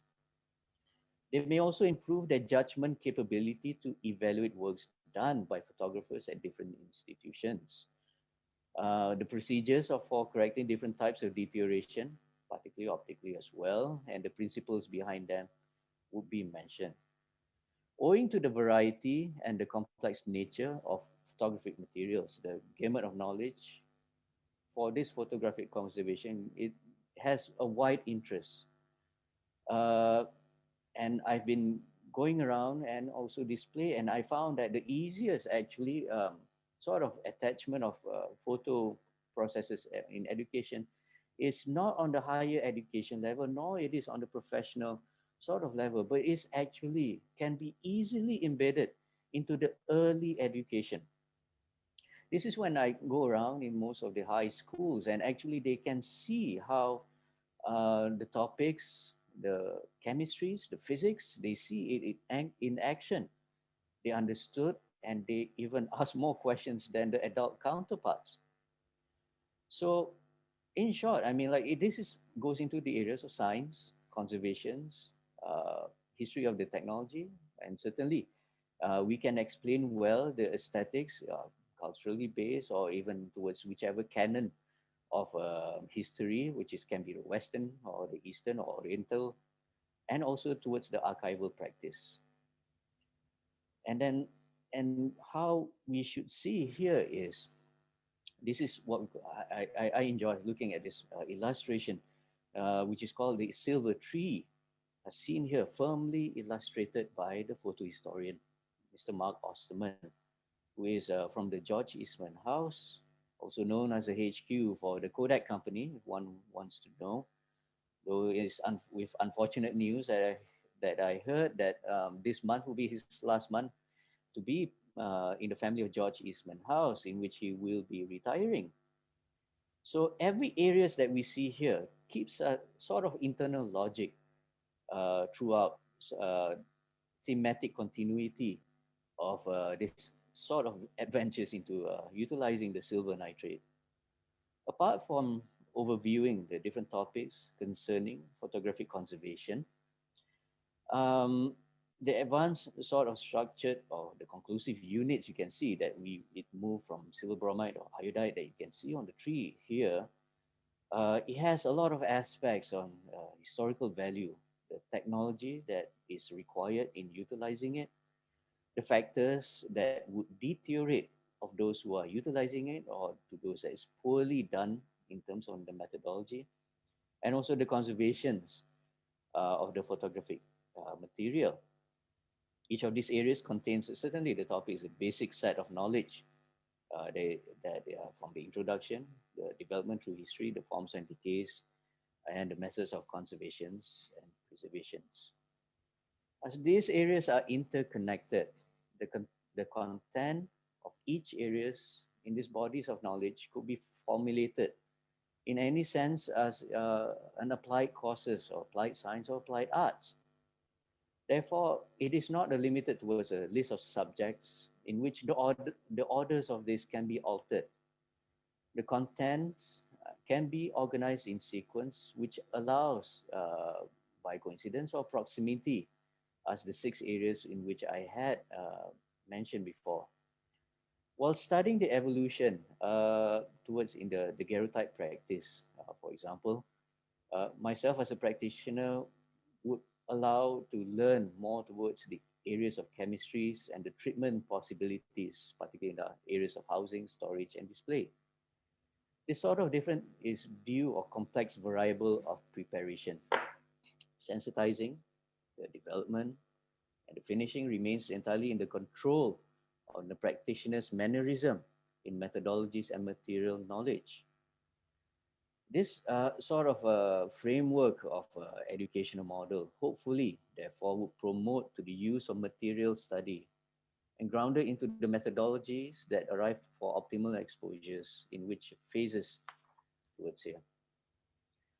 As a conclusion towards this, hopefully that I'm not finishing this up way too early. Sometimes I can speak quite a lot on this part, but it is not just theoretical exercise, but it is more of a training apprenticeship sort of program. It's either can be partial or complete version. That I had noted that in Malaysia itself, it's imperative that the treatment towards our historical visual materials have a linkage towards a certain effort for photographic conservation that is much needed.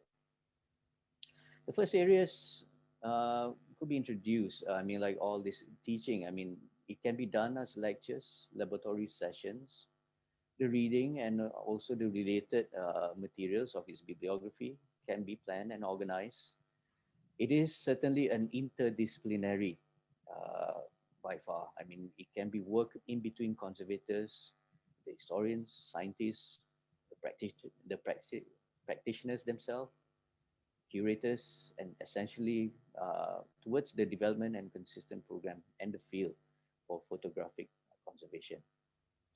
Dr. Mike Robinson, who had noted in his thesis, had noted the importance on understanding the need towards these photohistorical processes, in which by replicating the materials, the tools, and the steps and the methodologies and the processes used by these 19th century practitioners is very, very much effective in recovering the tacit knowledge or the unwritten human agency, which will uncover the unwritten aspects that will go beyond the scope of just being an archivist, a conservator or restorers of these artifacts.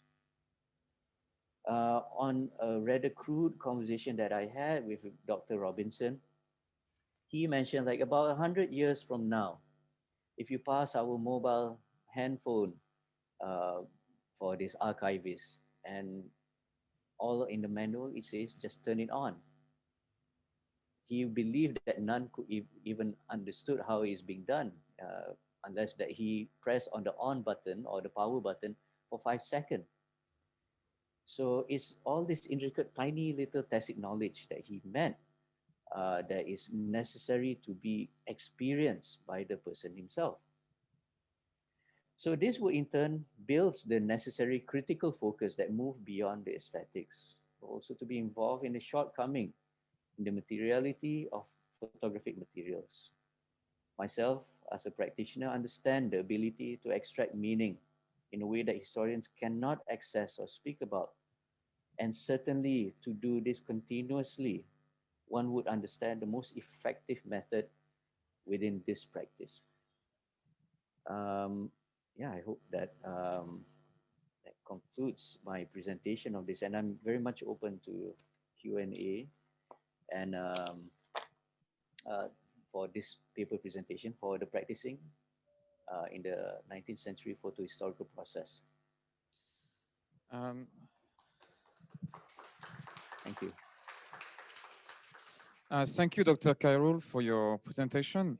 Myself, I don't really teach 19th century, I'm more 20th century with film. So it was very enriching to know that this process requires multidiscipline more than just optics and developing. Actually, I have a question for you.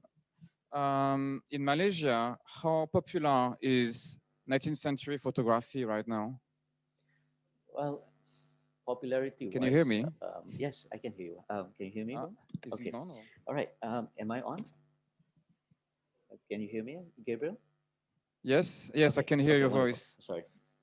Okay. Popularity in terms on, there are two facets to this. Practitioner-wise, I believe there is a growing trend towards this, and I sort of had to have a momentary pause and actually had to consider on how to disseminate this knowledge. And doing this in schools, particularly on the elementary schools or the high schools, I have more fun displaying these methods, and they understood the science of this very, very well, and they capture it, and they see how things are visibly developed before their eyes. These are the seeds that I like to implant. For practitioners, I would say there is roughly, maybe there's less than 5 right now. Okay, similar to Thailand. Similar, but they are less than 5 that I can recognize. Certainly that I'm not certain to those that is quiet away from social media. I myself, I quiet away from social media for quite a while. I live in more like a hermit of seclusion, trying to master this practice.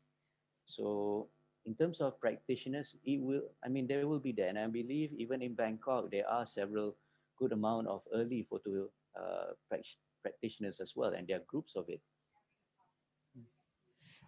Dr. Khairul, could you stop sharing your screen and so sure. we could see your face? Okay, all right. Let me. Sorry. By the way, I'm going to open the floor for questions, and I think I have a question from my colleague over there, Ajahn Dino. Microphone. Just a minute.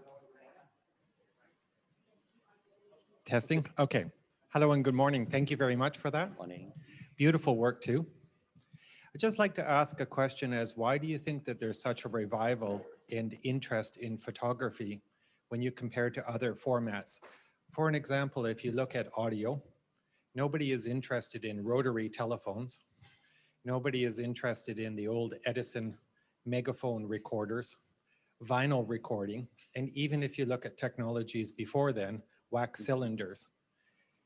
And yet, however, if you look in the photography world, people are very interested in how this technology works.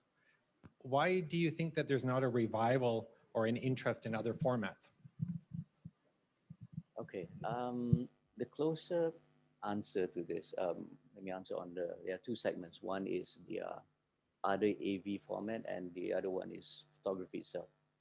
In photography, if you want to look into Jill Seinfeld's and Tim Persinger's writing, it is the tactile conditions that photography has. I mean, on the early photography process, particularly in the areas where it utilizes chemistry. And doing this in an open space is almost like a performing art on its own. One would imagine like doing the 19th century process. I have to bring literally almost 50 kilos of equipment. And of course, I have like sarcastic remarks by people, look, I can do this with my mobile phone, and they just walk away. Whereas it took me like a good 2 hours just to set up to do one image. And it is cumbersome. But however, the satisfaction of making is there. And the failure rate is very high. I mean, like with lack of practice, and certainly if chemistries are not well understood, I mean, like the failure rate is going to be there. But however, it's always an impressive sight if one were to work, particularly the daguerreotype. The daguerreotype is like whenever, not only is very, very expensive, that you work with a noble metals and certainly gilded with gold as well.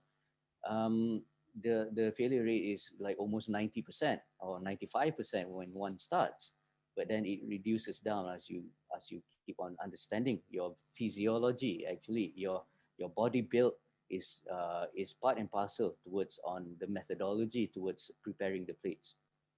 So it is a continuous, rigorous exercise that is an exercise of a muscle memory as well that is required into this practice. Although I am not all too familiar with the technology for the audio in creating the wax, sorry, Mr. Argentino, you mentioned like the use of the old technology such as the Edison's gramophone and so forth. I think it's more of a extensively, not all equipments can be reproduced. I'm hastily guess right here, but with this 19th century photography, it's all multi-component of things that one needs to build. The camera, that I have to take a large portion of carpentry skill, and I have to do metal smithing, which is out of convenience that I learned this craft along the way on the side job as an art student. I believe it's one part and parcel that I'm blessed that I had to take a lot of side jobs when I was growing into the career of art, where I have to be a carpenter. I do a lot of metal smithing, welding, and all of that, and it just gels quite nicely into its place, and I understand on what needs to be done. In short, you have to be a handyman. Yeah, that's my way of looking There's at it. one thing I could add to you as well. It's something about daguerreotype that you can't do digitally. The quality of those images are stunning.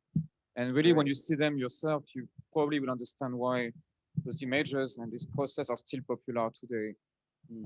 My friends who are like 20 years old or 22 years old or even 30 years old now still love to do this process because the image we get is something you can't do digitally. There's a mirror behind this.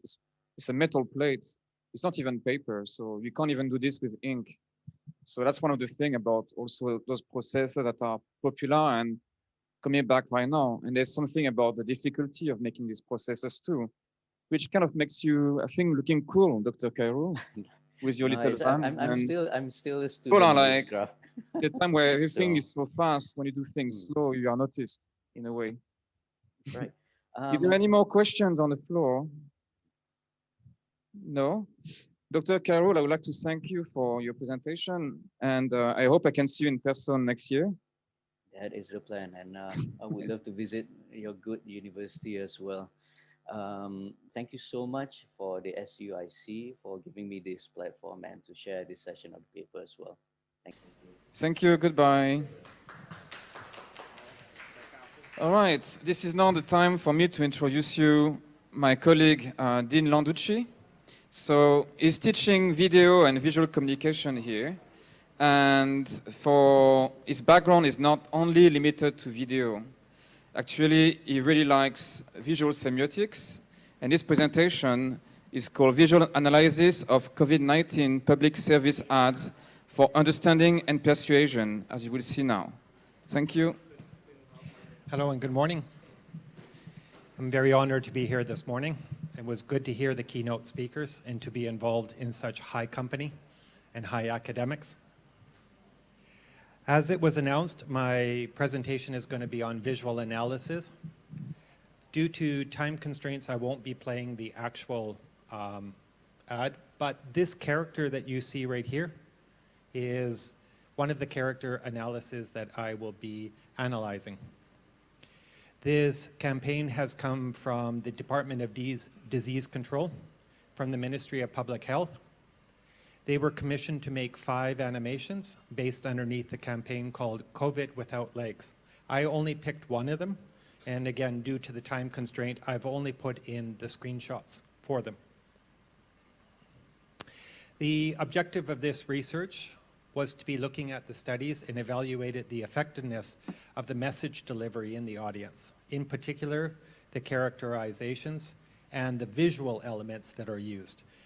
Visual elements including the situations, which will be talked about more later, and the posing and the character.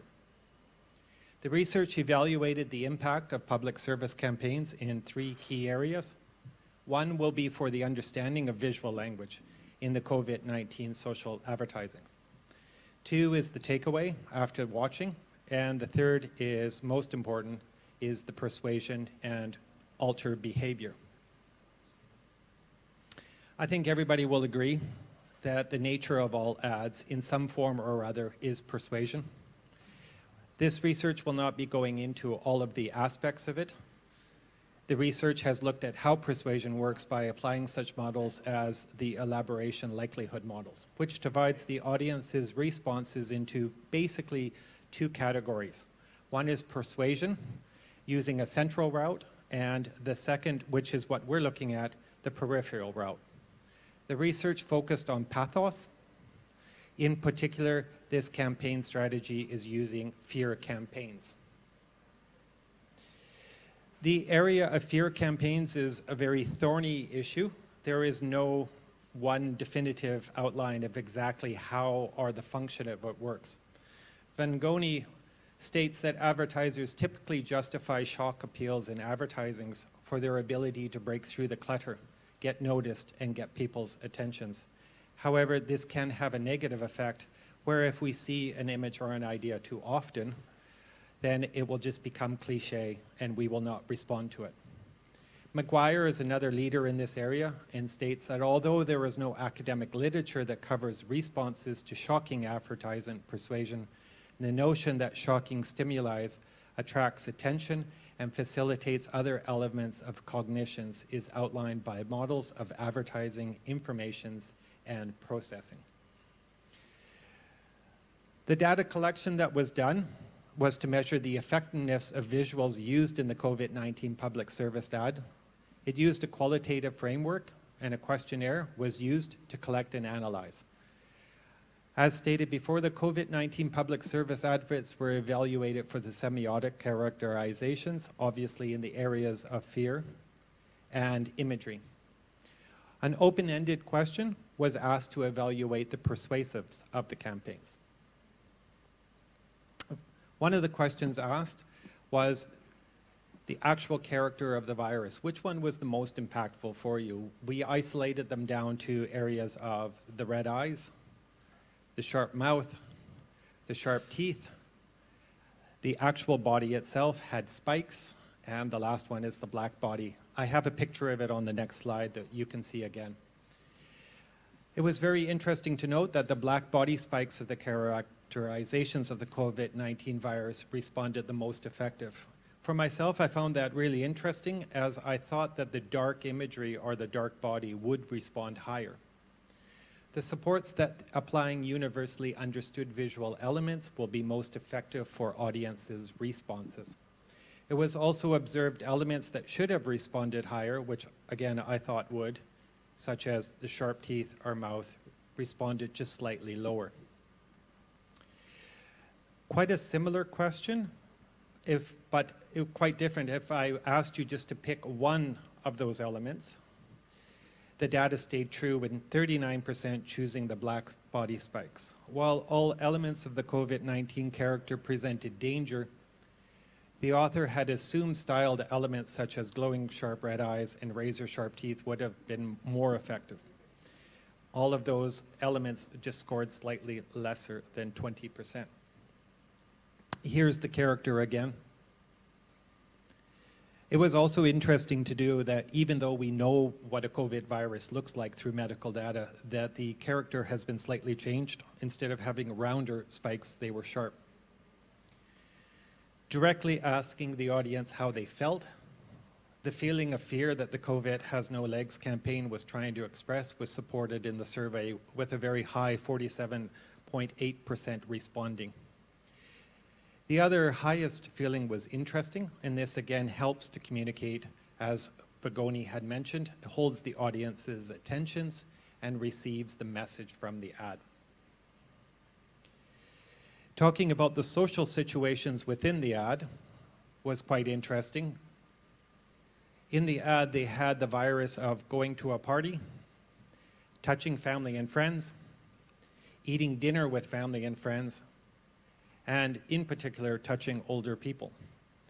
In terms of relatability, the CSR campaign, eating dinner with family and friends, was the most relatable. While this scene was very brief compared to multiple scenes of people touching each other, it scored slightly higher. The second most relatable was touching family and friends. And despite the demographic audience aged between 18 to 25, very interesting, going to a party scored very low. It was the next lowest. Asking directly about the information and watching and changing behavior, very high. Persuasion and information in the COVID Has No Legs campaign was very high. Overwhelming participants said that they were most informed, and more importantly, they will change or alter their behavior. The open-ended question, asking about the persuasion itself, when asked to respondents, they felt the message in the ad was. Highest word used was with stay at home, or stay with friends, or stay apart.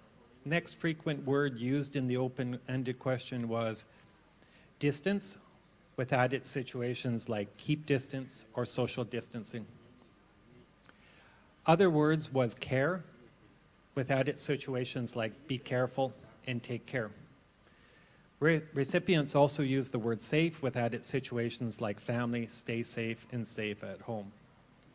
Generally, the message in the CSR communicated the correct message by encouraging people to be careful by staying at home and avoid situations.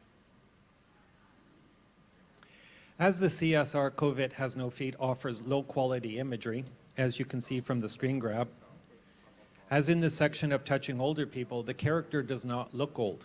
The character is void of hair and skin, showing wrinkles due to the simple polygon level of the production. This, however, didn't seem to convolute the message of keeping safe distance, nor did it alter interest in the ad. It was also interested that the Ministry of Health was commissioned for 5, in particular, animations, not live. So it would be really interesting for further research to know what it is about what is so interesting about special effects and animations. Another factor that was noted that was by using primary codes of fear, and the research is aware that there is other codes such as care, love, benevolence, but this was expressed and felt by the audience despite the quality of the production. It appears that our media-saturated world, people just respond now to cues of spooky imagery. In reality, we don't see such worlds as cantered angles and stylized monsters, that just if this imagery contains these particular ideas, sharp features, dark imageries, etc., we know it to be a monster. As to the research, question number 1, understanding of visual language in COVID-19 social advertising. It stays true that by applying universally understood semiotics in design of the COVID virus has created a relatable and understood character. As seen from the data, majority responded with fear, which I assume is the intended, and reinforces the concept of staying at home. The ad effectively takes advantage of the elaboration likelihood model and mainly the peripheral route, where the audience is being affected by the imagery to create fear. And most importantly, the persuasion of the audience to alter their behavior. As to research question number 2, the audience takeaway after watching, while the COVID CSR was low production in terms of rendering quality of the CGI effects, it still communicated well situations that were relatable to the audience. Having a stylized world where people turn into glowing red-eyed viruses is beyond any reality. It still created a shock in the audience. Such fear tactics help in the retention of the message along with the effectiveness. As for the last research question number 3, persuasion to alter behavior. With today's online world, possibly these kinds of larger-than-life ads are required to break through all of the clutter.